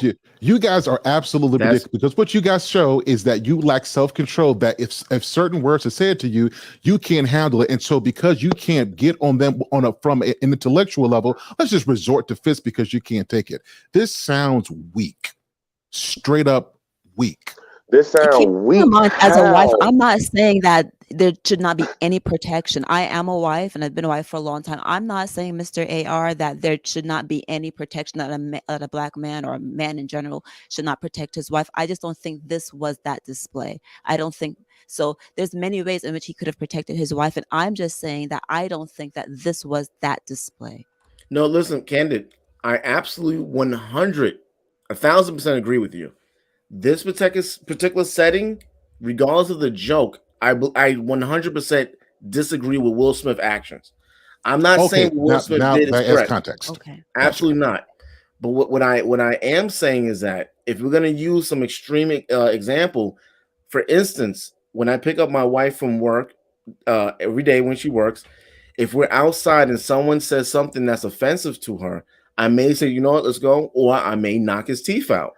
And if it has to go further than that, context, I may do that as well. That's not what I wanted to do. That's not what I wanted to do. That's why I gave context. Will Smith guys, was listen, guys, listen. That's why I added context, because this is what happens with conversation. It devolves into something else, and it deviates from the original point.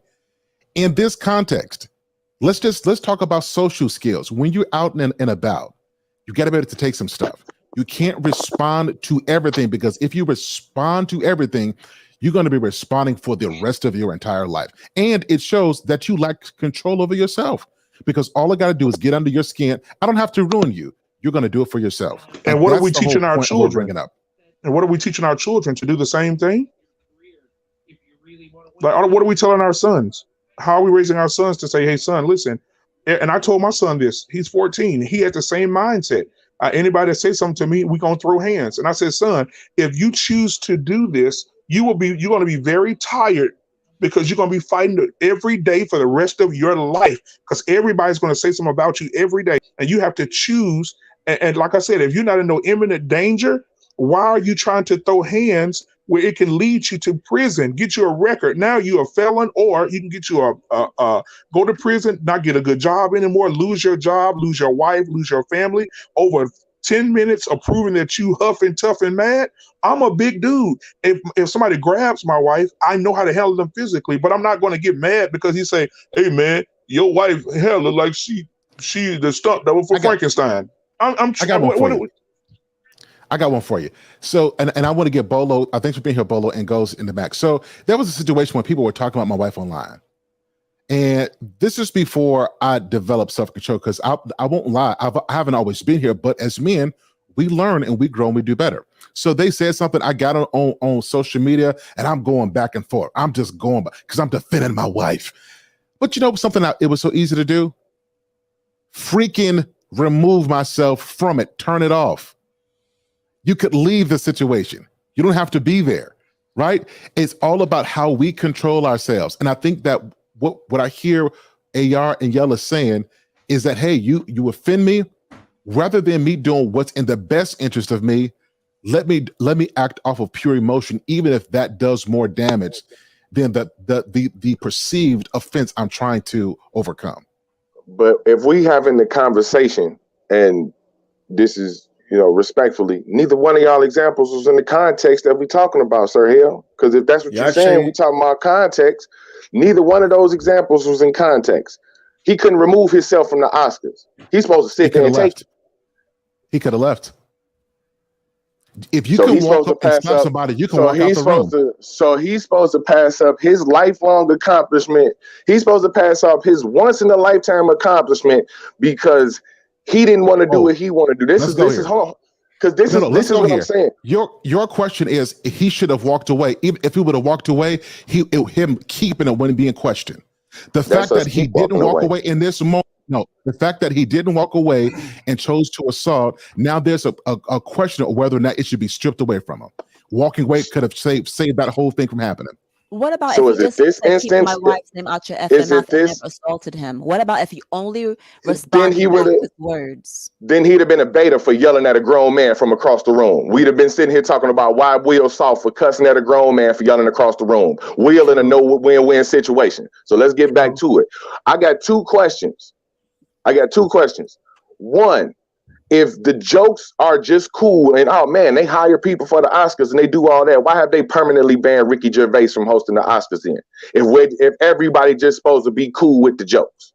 Because when Ricky Gervais hosted the Oscars, and we talking about a white dude, so we can't be like, oh yeah, they banned him because of race. Hold on.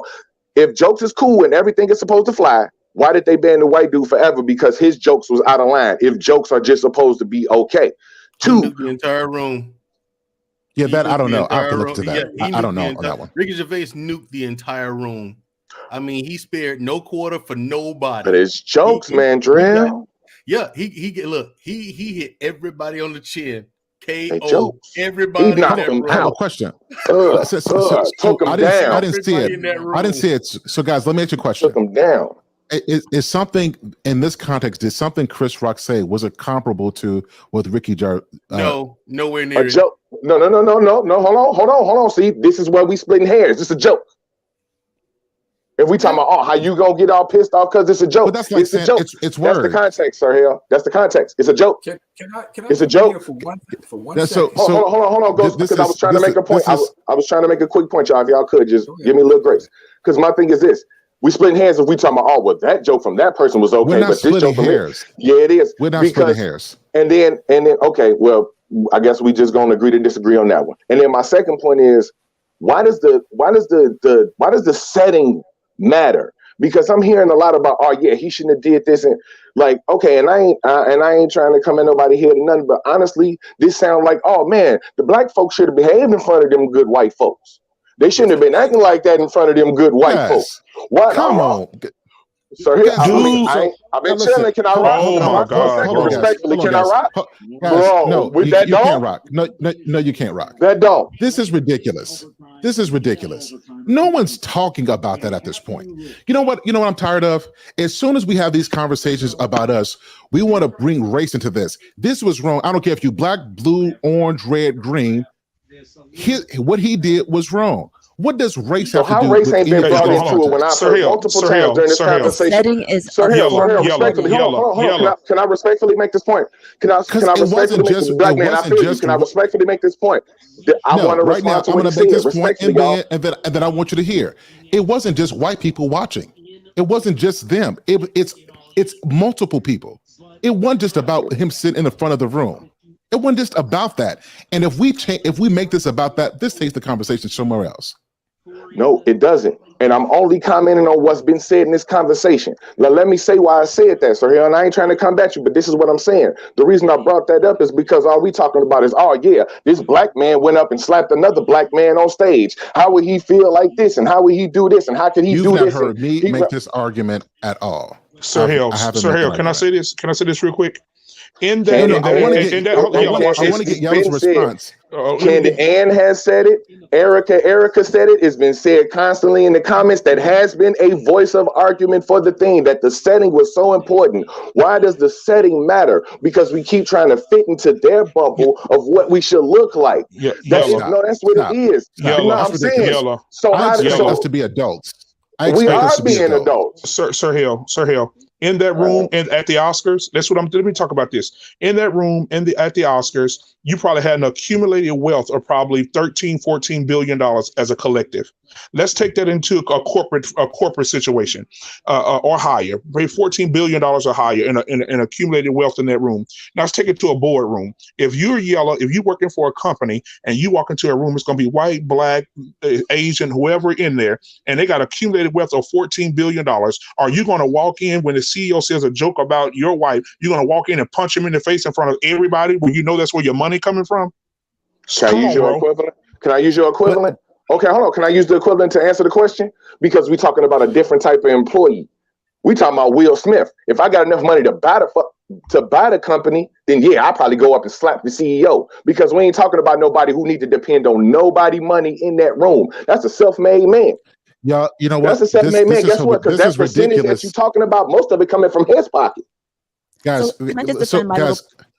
yeah, one second. Guys, we got to be able to stay on topic. Because the reason this is so important is this was a simple joke. I can't wait for G.I. Jane 2 to come out. Guys, come on. Guys, come on. We got to do better than this. Now listen, it's morning time. We've got Ghost the Machine here. Let me fit, because Yellow and AR, y'all done got my blood boiling. I tell you what, let me adjust the time real quick.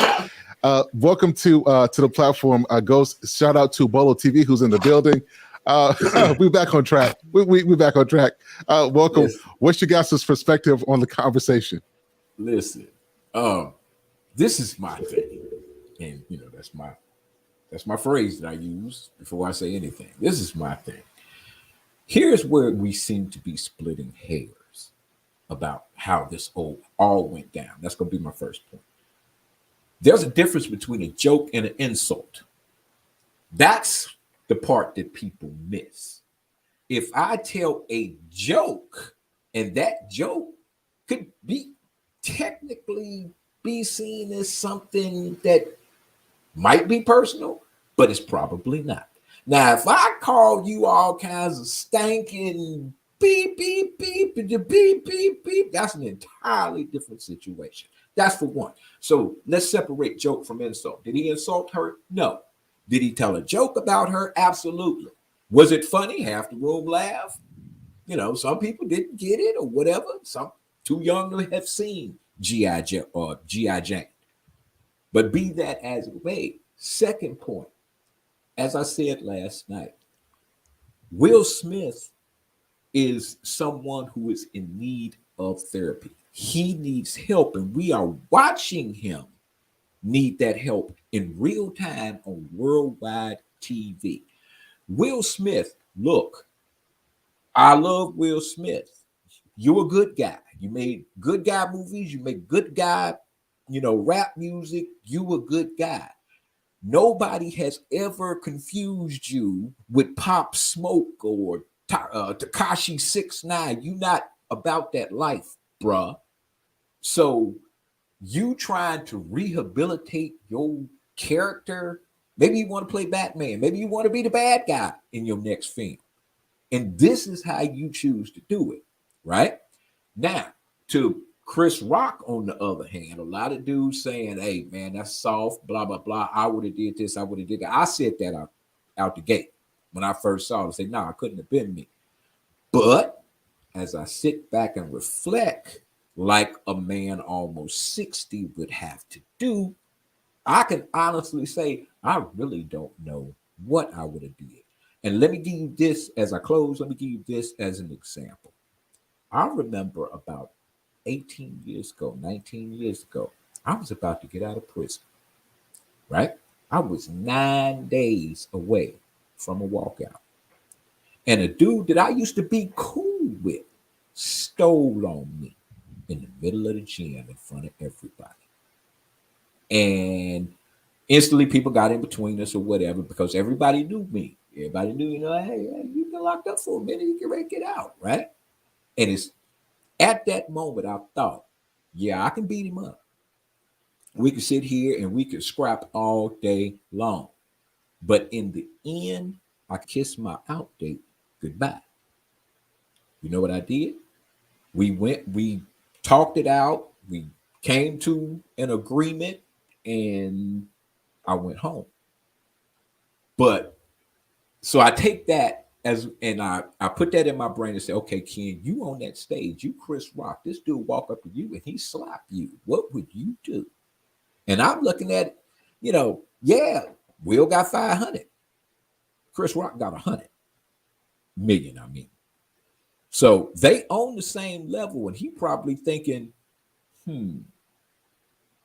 if I do this in front of everybody in the world, what kind of message do that send to those who are younger than me? The 250-year-old men couldn't come to some type of, we can't parlay about this. We got to roll around on this stage. He don't care about nobody in there either. That's why I said last night, I give him the utmost props because he's probably a better man than me because my tolerance, my lower half is a little bit more powerful than his lower half. He was able to think and look at, another way of responding to that because he knew there were consequences. And for all of y'all out there to say, I would have it'd have been me and him, he insult my wife or he jive on my wife or whatever. What if that happened to you at your 7-year-old daughter's piano recital and you in front of a room full of first and second graders? You gonna clown like that? Or you gonna think of a better way to do it? That's the context that I like to put into that. That's a fantastic question. I appreciate that. That's awesome. I appreciate that perspective, sir. Thank you. I appreciate that. That's man talk right there. Bolo TV, what you got for us, sir? And thank you so much for gracing the platform. Thank you. Thank you for having me, everybody. What's going on, guys? And gal. Good afternoon, Bolo. How are you? I'm good. Good. Love your content, man. Love your content, Bolo. Yo, I think what's happening here is what's up, my G? We'll talk to you about that too. I think what we're looking at is the description of what we call toxic masculinity, right? Where we're in a venue where jokes are being made, and we have to take the totality of what's going on in someone's life when we look at this situation, because it's not until Jada Pinkett Smith rolled her eyes as to when Will Smith got up and made the move, because Will Smith was laughing at the joke. So you take the totality of the situation, but let's compartmentalize it. You have two types of men on stage. You have an emotional man that walks up on stage and slaps a man. Now, a lot of people in the hood and the streets will say that emotional man was the man to be. That's what you're supposed to do when you get into these situations. But that man that was able to keep his composure, that man that took it to the head and sat down and was able to continue speaking, continue moving eloquently, you're going to look at him as being weak. It's not weak. It's not. Let me explain to you why. Because now you have a lot of people. I remember when this guy was supposed to do the Oscars, the short comedian, and he said something about, the homosexuals, and they threw him out. They didn't have him because they want him to apologize. Do you know how many gigs he's going to get from this? That something like this can happen to him live on TV, and he not miss a step. He stayed in control. He didn't get irate. Hell, he continued with the jokes. Now, again, we have to understand that masculinity isn't choking somebody every time someone says something. Because like Black Man said, if that's the case, then every day you're going to have this fight. And you can't fight every day. You have to pick your fights. This is why our young men are out of control. Because this masculinity that's being taught to them is, if someone says something to you, you got to go over there and do such and such and do such and such. This is what's getting them shot and killed. There is no conversing anymore.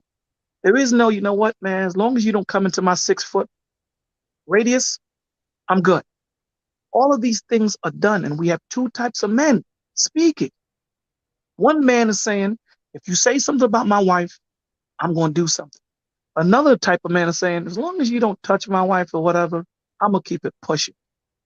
Which man would you rather be? That's the case. What are you going to teach your children to be? Are you going to tell your child that the first man that says something to you, you go ahead and, like Black Man said, that's a very important example. You get upset and you hit somebody. They fall down and hit their head. That's murder, my G. That's murder.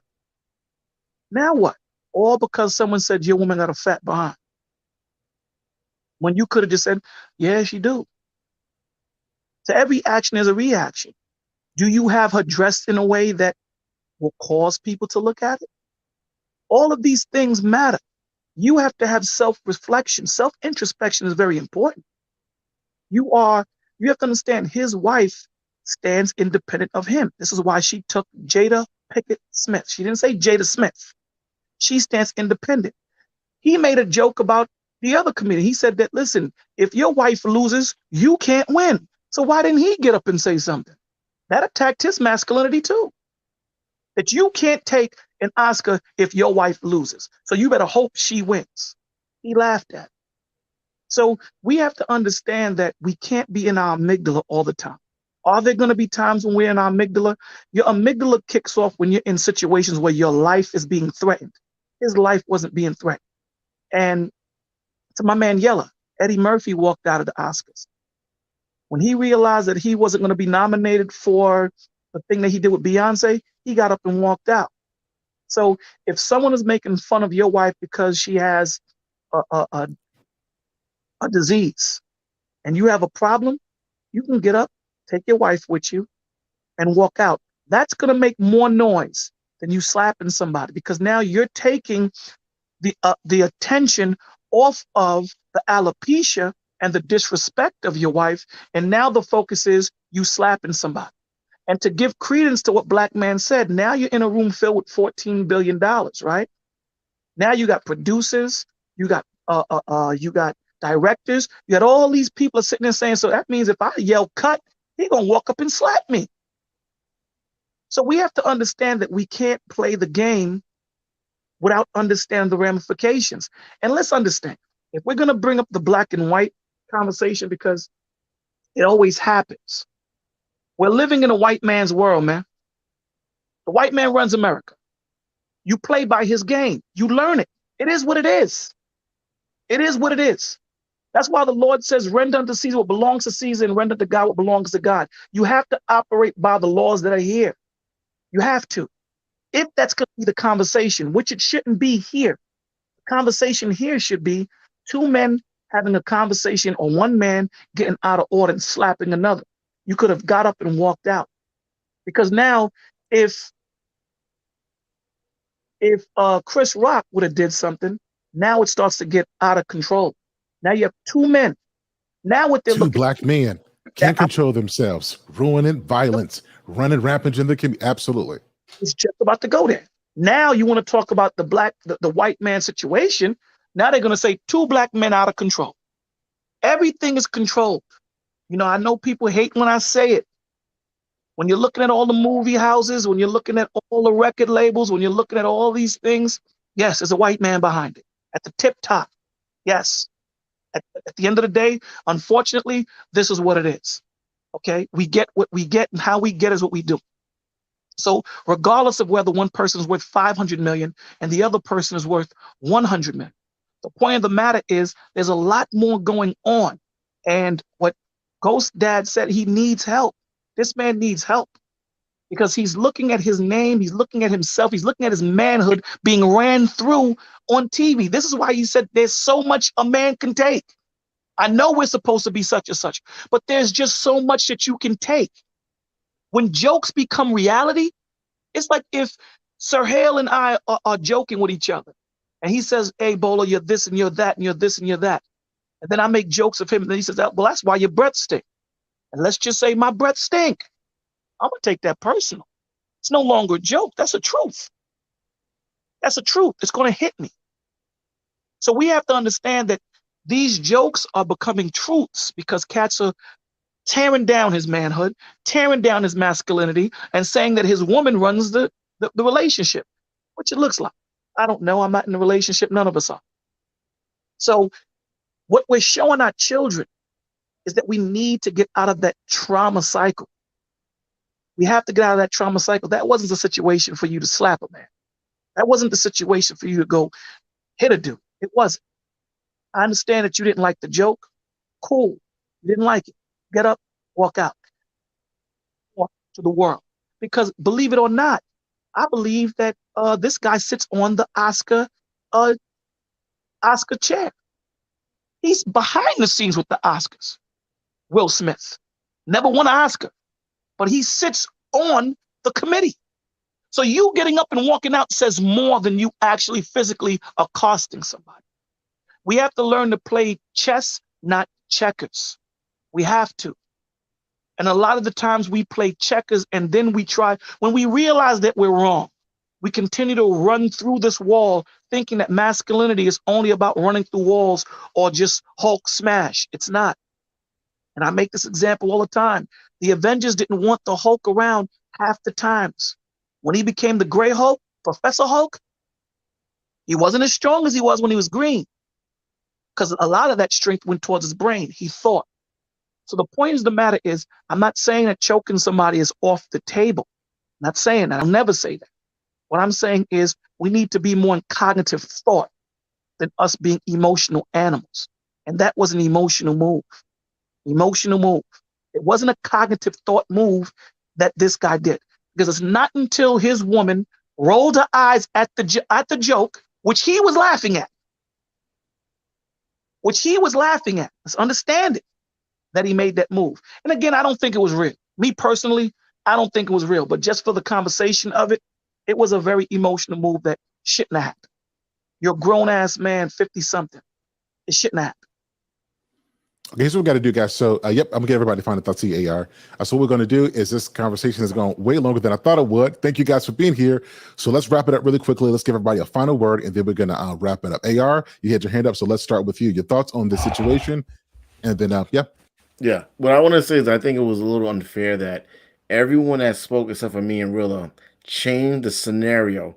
One person talking about being a nurse, one person talking about the Avengers and Hulk. You know, when me and Rilla changed the scenario, what happened is I know stay on the wards. Yeah. But everyone else is talking about different situations. You know, that's what I want to say about it. But no, I do appreciate being on here though.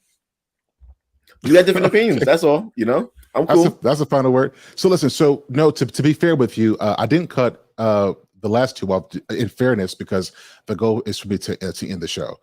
Before then, I think I cut in on everybody, but it wasn't to cut you off. It was to get clarity about what you were saying. Cut off. No, I'm not saying you cut me off. I'm saying when we change the scenario, right? The situation of Will Smith, you said no, bring it back onto the awards. But everyone else is making different scenarios, and he's talking about the Hawk, and one person talking about being a nurse, and the other person talking about if I'm overweight and I come deal with you, you know. So who didn't I do that to? I mean, I'm with him though on that one. Kind of like because it was like, oh But I man, got but a what if question he, up. but what if he punch him and he die, and you know what I'm Guys, saying, listen. and all this. It Guys, was, listen. Guys, it was always like the Yellow. Yellow? Can you hey, hear? bro. Yeah. So I'm saying, who did not do that to? AR. You saying who you didn't do that to? Who did not? Who did not? Or who did not say keep it in context with? I think pretty much everyone, as long as it fit the narrative. Black men unfiltered. Please keep it in. I got you. Black man, keep it in context, sir. Please do not deviate. Candid. I mean, come on, Candid. Please keep the context. Well, the Black thing is, when you're David. making an analogy, you're kind of just trying I'll to. do my best. Yeah. Okay. Yeah, so the goal is to make sure that if you're making a point, I'm sorry, I didn't get the rest of them. Goes to Mac. Come on, sir. We got to stay on topic. Yellow Pill, Mandrill, let's keep it on topic, sir. Erica, you coming and talking about your professional experience with art. Come on, let's keep it Bolo TV, sir. Okay, we're good now. AR, I got it covered. Let's give everybody as a final thought. Here is Black Men Unfiltered. What's your final thoughts on this topic? I'm gonna stay on topic here. I think that at the end of the day, Will was wrong. I think that men. I'm going to take a page out of JB's book from the other night, being on his platform. It's time, and like I said, Sir Hale said something so eloquent a few minutes ago when he said we used to be that way. Yes, growing up in your early teens, in your early 20s, yes, we were that way. But it comes a time when you get to a certain age that you have to pick your battles, and it's time for us to grow up. We shouldn't have 38-year-old men, 40-year-old men walking around looking to fight everybody that says something to them. Right? Because now we have things to think about. We have responsibilities. We have mortgages. We have children that we're trying to get in college. We're trying to get to the bag, right? And so we're going to just completely forget about the bag and just go to jail? Or who worse? You talking about 37, 40-year-old? Who you referring to exactly? Yeah, these are. Well, I'm talking in general, but if you want me to, be more specific. You want me to be direct to someone on the panel or something? No, I thought you was. That's my fault. No, I'm talking in generality. I'm like, okay, let's use Will Smith. He's 53 years old, but I'm just saying, like, but Will has enough money, right? But let's talk about the regular Joe that's out here between the ages of 30 and 40 and 50 years old, walking around fighting everybody that has something to say. And then you're ruining your children's lives. You're ruining your wife. Then you're protecting your wife. Then they give you 15 years in jail. You think your wife is going to wait on you in this day and time when all these cute dudes are DMing her? Let's just be real about the situation here. What are we planning to do? We have to pick our battles. We can't be childish and immature and fight everybody just because some people have words. Yes, there's a time, even if you're a biblical person, there is a time and a place for everything. There is a time for it. There's a time when a man may grab your wife and you got to deconstruct this man. There's a time for that, but it's not a time for when a man says something about your wife's hair and you have a problem with it and you want to knock his teeth out or beat him or kick him to sleep. It's just, it doesn't make any sense. So at the end of the day, I'm going to say, I'm going to close out with this. It's just time for us to grow up, man, and actually pick our battles, man. That's all I got. Excellent. Thanks so much, Black Man. Let's go Canadian Born. What's your final thoughts on this topic today? I will say this.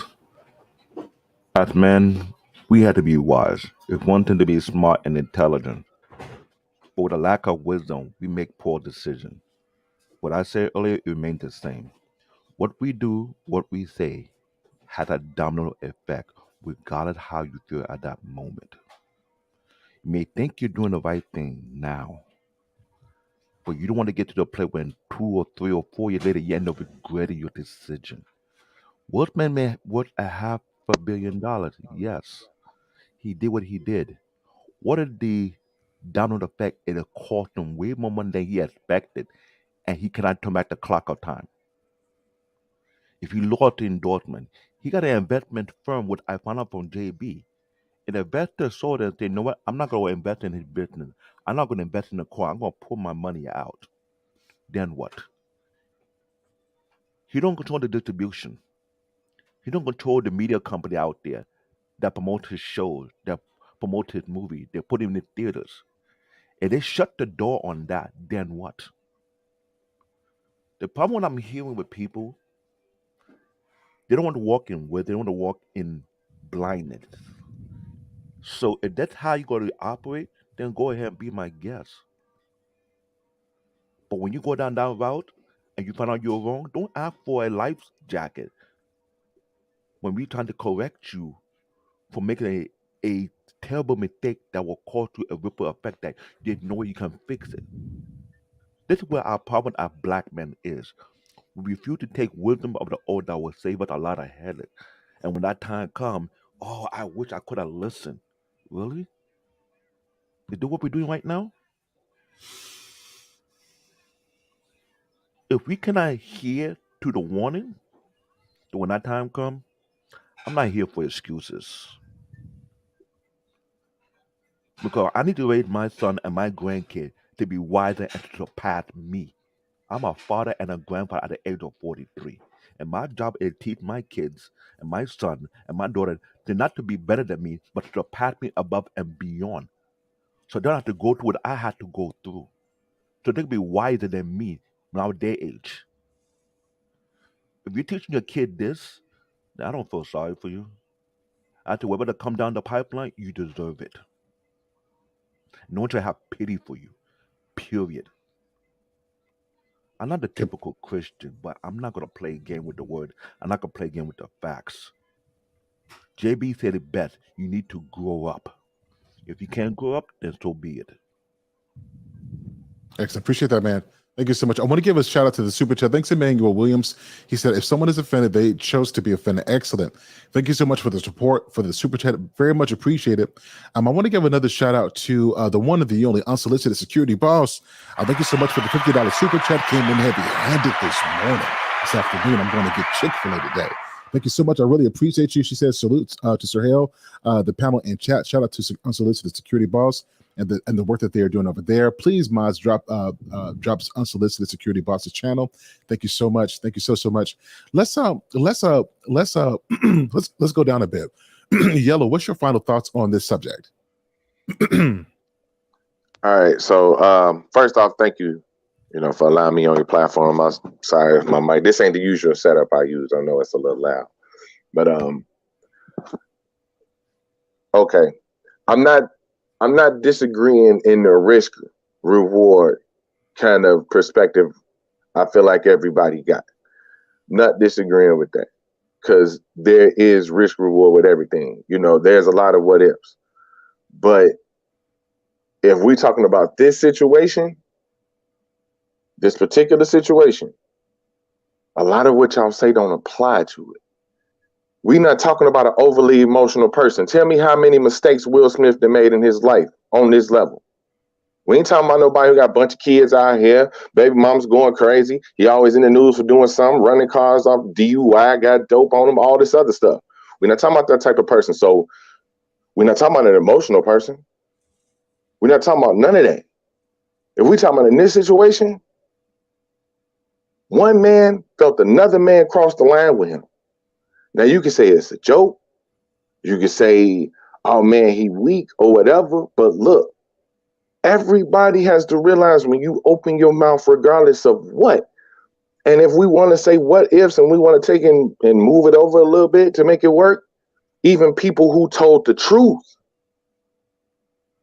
who ain't up there telling jokes, who are standing at podiums trying to bring people together, the people who did with them. Sorry, I cut off a little bit. The people who disagree with them decided to take action against them. Those people standing at those podiums who were supposed to be our leaders back in the day, if that's how we used to do it, they took a risk. It's the same context. Anytime you open your mouth and speak words, you take a risk. Anytime you get up and go put hands on somebody, you take a risk.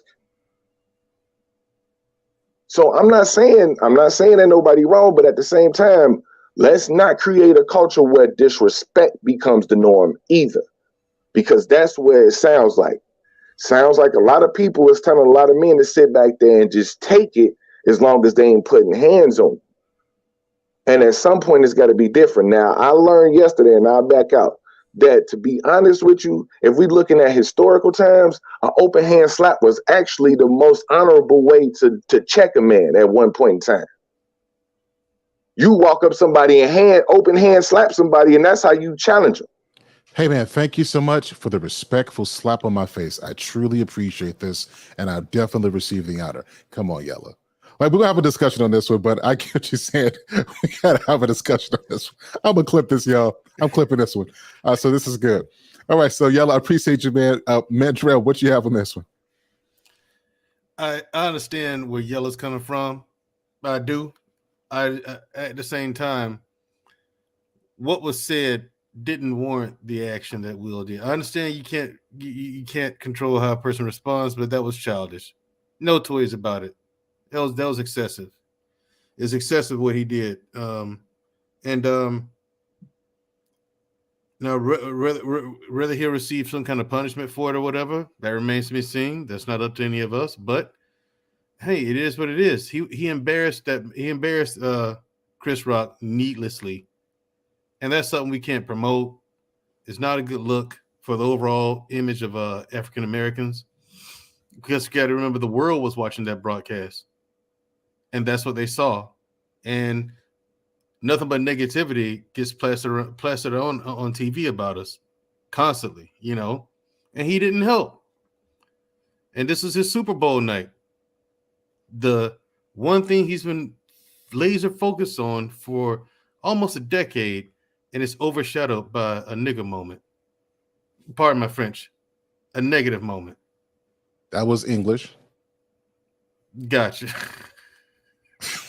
It's just a sad testament to it, man. I mean, it's just, how just one decision can just overshadow and ruin everything. You got to think before you move. You got to think before you move. One That's decision.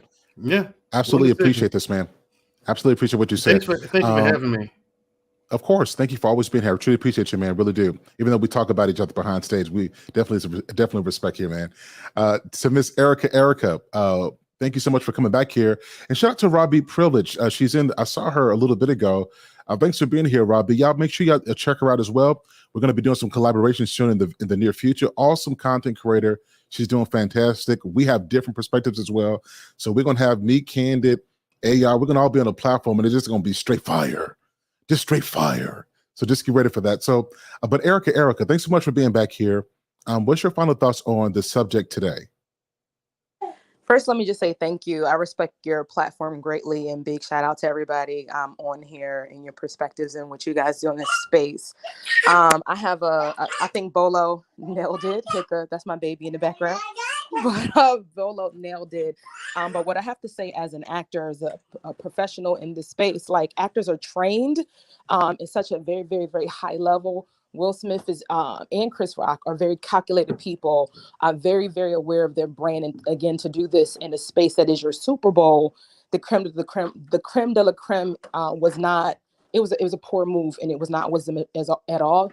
You have to count up the costs in what you do, and I think I look at it also from the perspective of, I'm also a performing arts teacher. So when I am not doing my own thing in the art space, I am training students how to do so. And I work with 99% of my students are Black kids, and 62% are Black boys. And so we use something called theater of the oppressed to really use improvisation to deal with conflict resolution, right? And so I am looking at how this transcends to the students that I work with every day. And I know the whole perspective of, individualism and all that, but the reality is that we're community. And when you travel overseas and other spaces, what they see Will Smith do and what they see Hollywood do and BET and all that stuff, that is strongly reflected on how sometimes you are treated in different spaces overseas. So I say that to say this: when I go back to work, I have to have a conversation with my Black boys, especially on how we continue to deal with conflict in our spaces, because I cannot tell you how many times where I work now, in the last 4 years, there's been over 20 Black boys that have been killed because of a lack of conflict resolution and not knowing how to have conversations. Yep, delete it. Oh, I'm sorry. They have. I got the button ready. My bad. I'm sorry. that are no longer here because of a lack of conflict resolution and not knowing how to have a conversation when you feel like somebody stepped on your shoe or said your Jordans wasn't whatever and all this stuff. And now you have Will Smith, the good guy, unfortunately, as now a representation to no, Will handle it this way, so am I. And people can say that's not reality, but I work with over 400 students on a daily basis, right? In Chicago. And I cannot tell you how many times they reference entertainment and all these other things for how they deal with stuff. So we got to do better, because I have 2 sons and I have a husband, and I want them to make it home. And there are other ways that I mean, Bolo nailed it. So we got to really just reevaluate some stuff, because we want our babies to make it home. We want them to really live out their God-given purpose. And again, Will is dude is calculated. Him and his wife were calculated. They said they're doing a red table talk next week or whatever it is. So you calculate it, right? So he got to fix this. And he owes Chris Rock a real sit down, heart to heart apology so that they can move forward. But thank y'all. Love y'all. Grace and peace. Erica, thanks so much for the perspective. You know, we got some work to do. So thank you so much. I really appreciate you coming up and adding your perspective. And shout out to you and the babies in the background. Shout out to your husband as well. Robbie Privilege, thank you so much for the super chat, for the $9.99 super chat. Thank you so much. I'm about to go get that latte. Thank you so much. I really appreciate you. Ghost, you've offered some excellent perspective. So what's your final thoughts on this topic?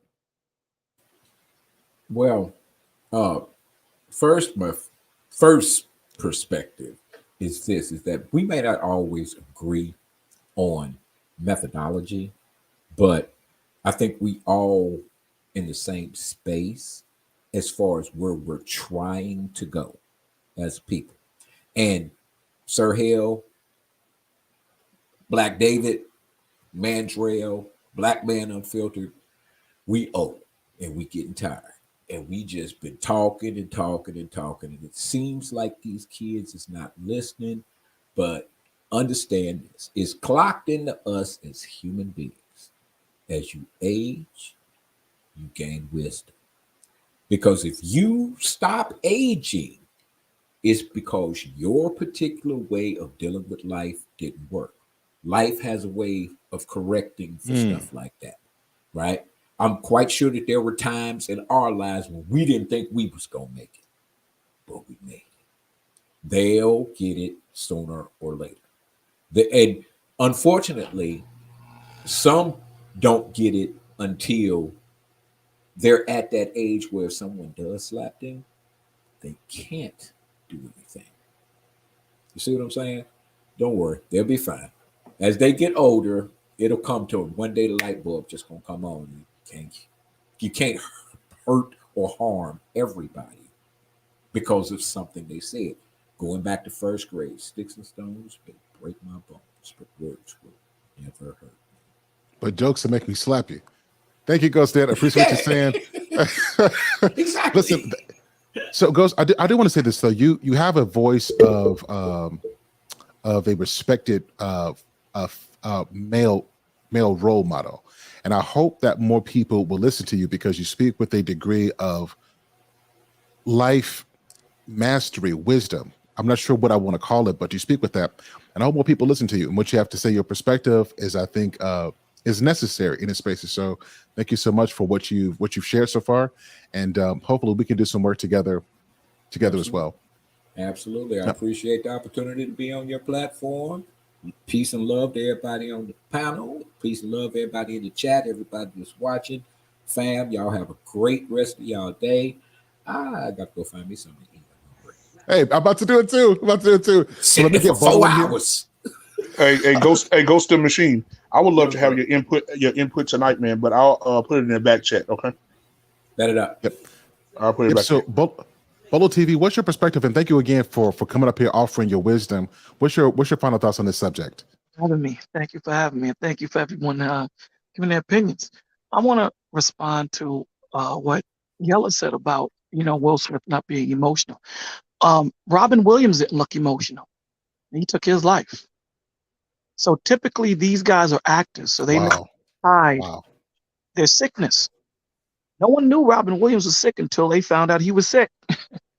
These are actors. They know how to hide their trauma, unlike a lot of young men and young women that don't, because we're not trained to be other people.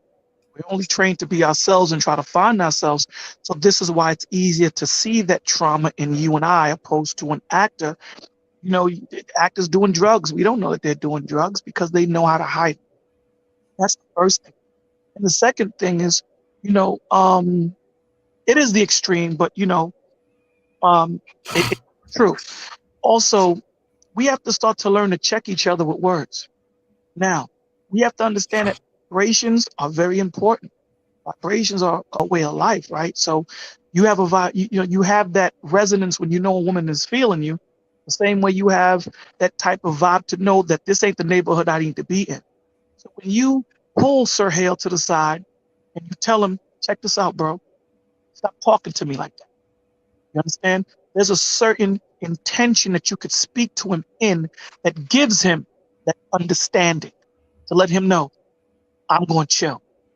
So, and I want to end it with this, right? Because again, you know, our words are meaningless, right? This is James 1:19.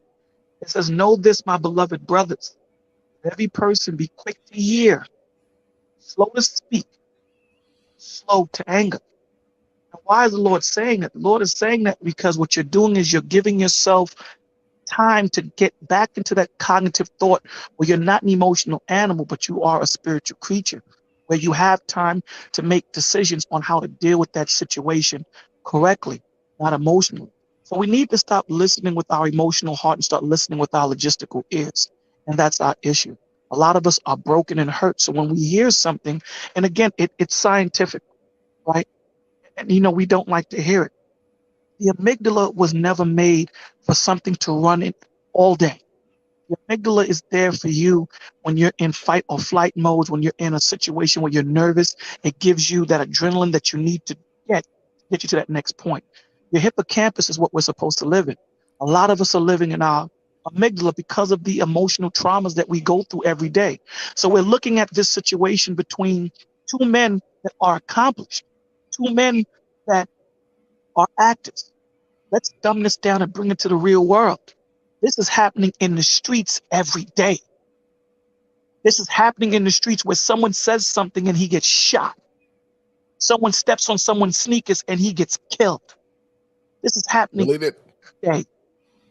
So we need to learn to speak. We need to learn to talk. And that's why I'll end it with, let's hear each other, let's speak with each other, let's love each other. Excellent perspective. Thank you so much. Guys, I thank everybody for joining. I'm going to give Candid Ann the final word because she was the lady who specifically said, I want to be a part of this conversation. And she's offered some world-class perspective, and I appreciate that. So, Bolo, I appreciate you, Canadian born. Mandrell, I appreciate you. I'm going to see you guys tonight for the most part. Thank you guys for joining. I'm going to give Candid Ann the final word. Candid Ann, you've been an absolutely terrific person to have this conversation with.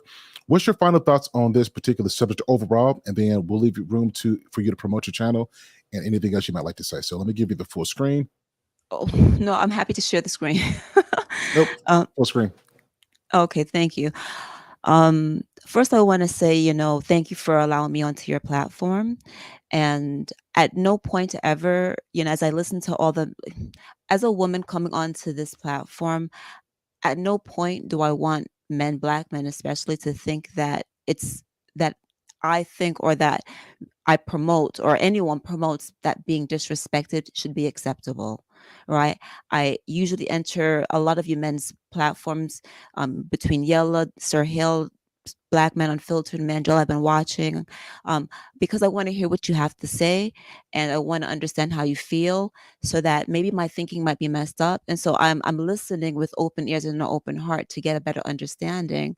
And listen, in regards to this particular situation, you know, hey, Will Smith made a mistake. His reputation precedes him, and I think that no one is perfect.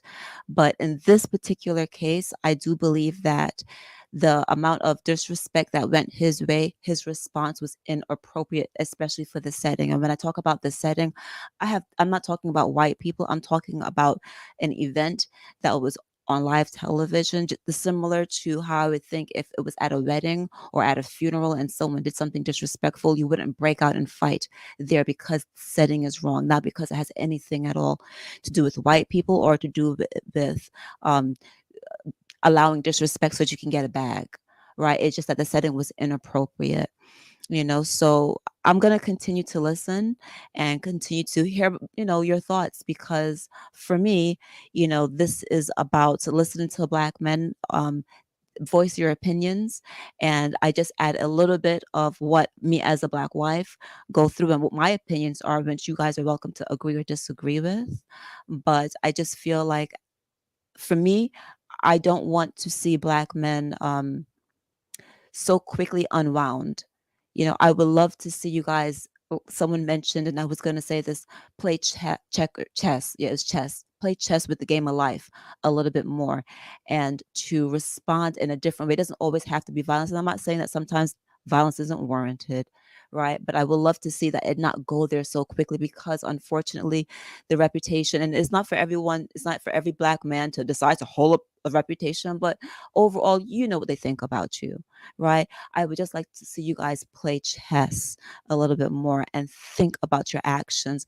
There's definitely a many different ways in which this correction could have been made and you gain your respect back, but I don't think that this was the way, so I'll continue to listen and keep my heart and mind open to your responses, because I'm certainly here to learn as well as to provide feedback. So I thank you guys for welcoming me onto your channel, and that's about it. Thank you for having me. Excellent. Thank you so much, guys. A round of applause for Ken Graham. I appreciate you. We've got work to do. Thank you so much for your perspective. It is much valued. Thank you so much. Thank you. All right, everybody. This has been a great show. Thanks, everybody, for making this possible. I appreciate all the support. Couple notable mentions really quickly. It's Erica. Thanks so much. She says, I don't need the spotlight. I just want to show support. So thank you so much for the support today. I really appreciate the 99 super sticker. Thank you so much. Truly appreciate you. Thank you so much. I see Carl Oakley's here. He says he gives a $5 super chat. Thank you so much. I appreciate the support. Thank you so much. He says, truth be told, as men, and especially as Black men, we don't edify each other enough. It takes 16 times positivity to eradicate 1 ounce of negativity. Quote from Les Brown. Thank you so much for sharing that. I truly appreciate that. Thank you so much. Guys, I'm going to end it on this. We are, as men, we are going to promote emotional intelligence and emotional discipline. No longer are we going to determine and estimate our masculinity by how much we can throw hands, because the world that required that type of mentality no longer exists. The way that we play the game, the way that we compete in life, is not just in our ability to act and respond with our fists, but to use our head to think critically about the decisions and the choices we make now, understanding the impact that it can have and it will have later. Fellas, guard yourself. You cannot allow what goes on the outside to maneuver you in such a way where you are out of control in terms of your response to things. We're not demonizing anybody. We're not putting anybody else down, but we have to start promoting discipline. And men, we've got to stop celebrating when men jeopardize themselves and put themselves in danger and risk their reputation and family and their earning to prove a point. Let's change this culture. Let's put the emphasis on developing ourselves in terms of our mentality and our spirits, so that when we experience real issues, we're not living so on 10 and on edge, but that we can act appropriately and that we don't explode, particularly in a situation that didn't warrant it. Again, everybody, I appreciate you. Thank you so much for joining the stream. Until next time, Sir Hale Speaks is out of the building. We'll talk with you again soon.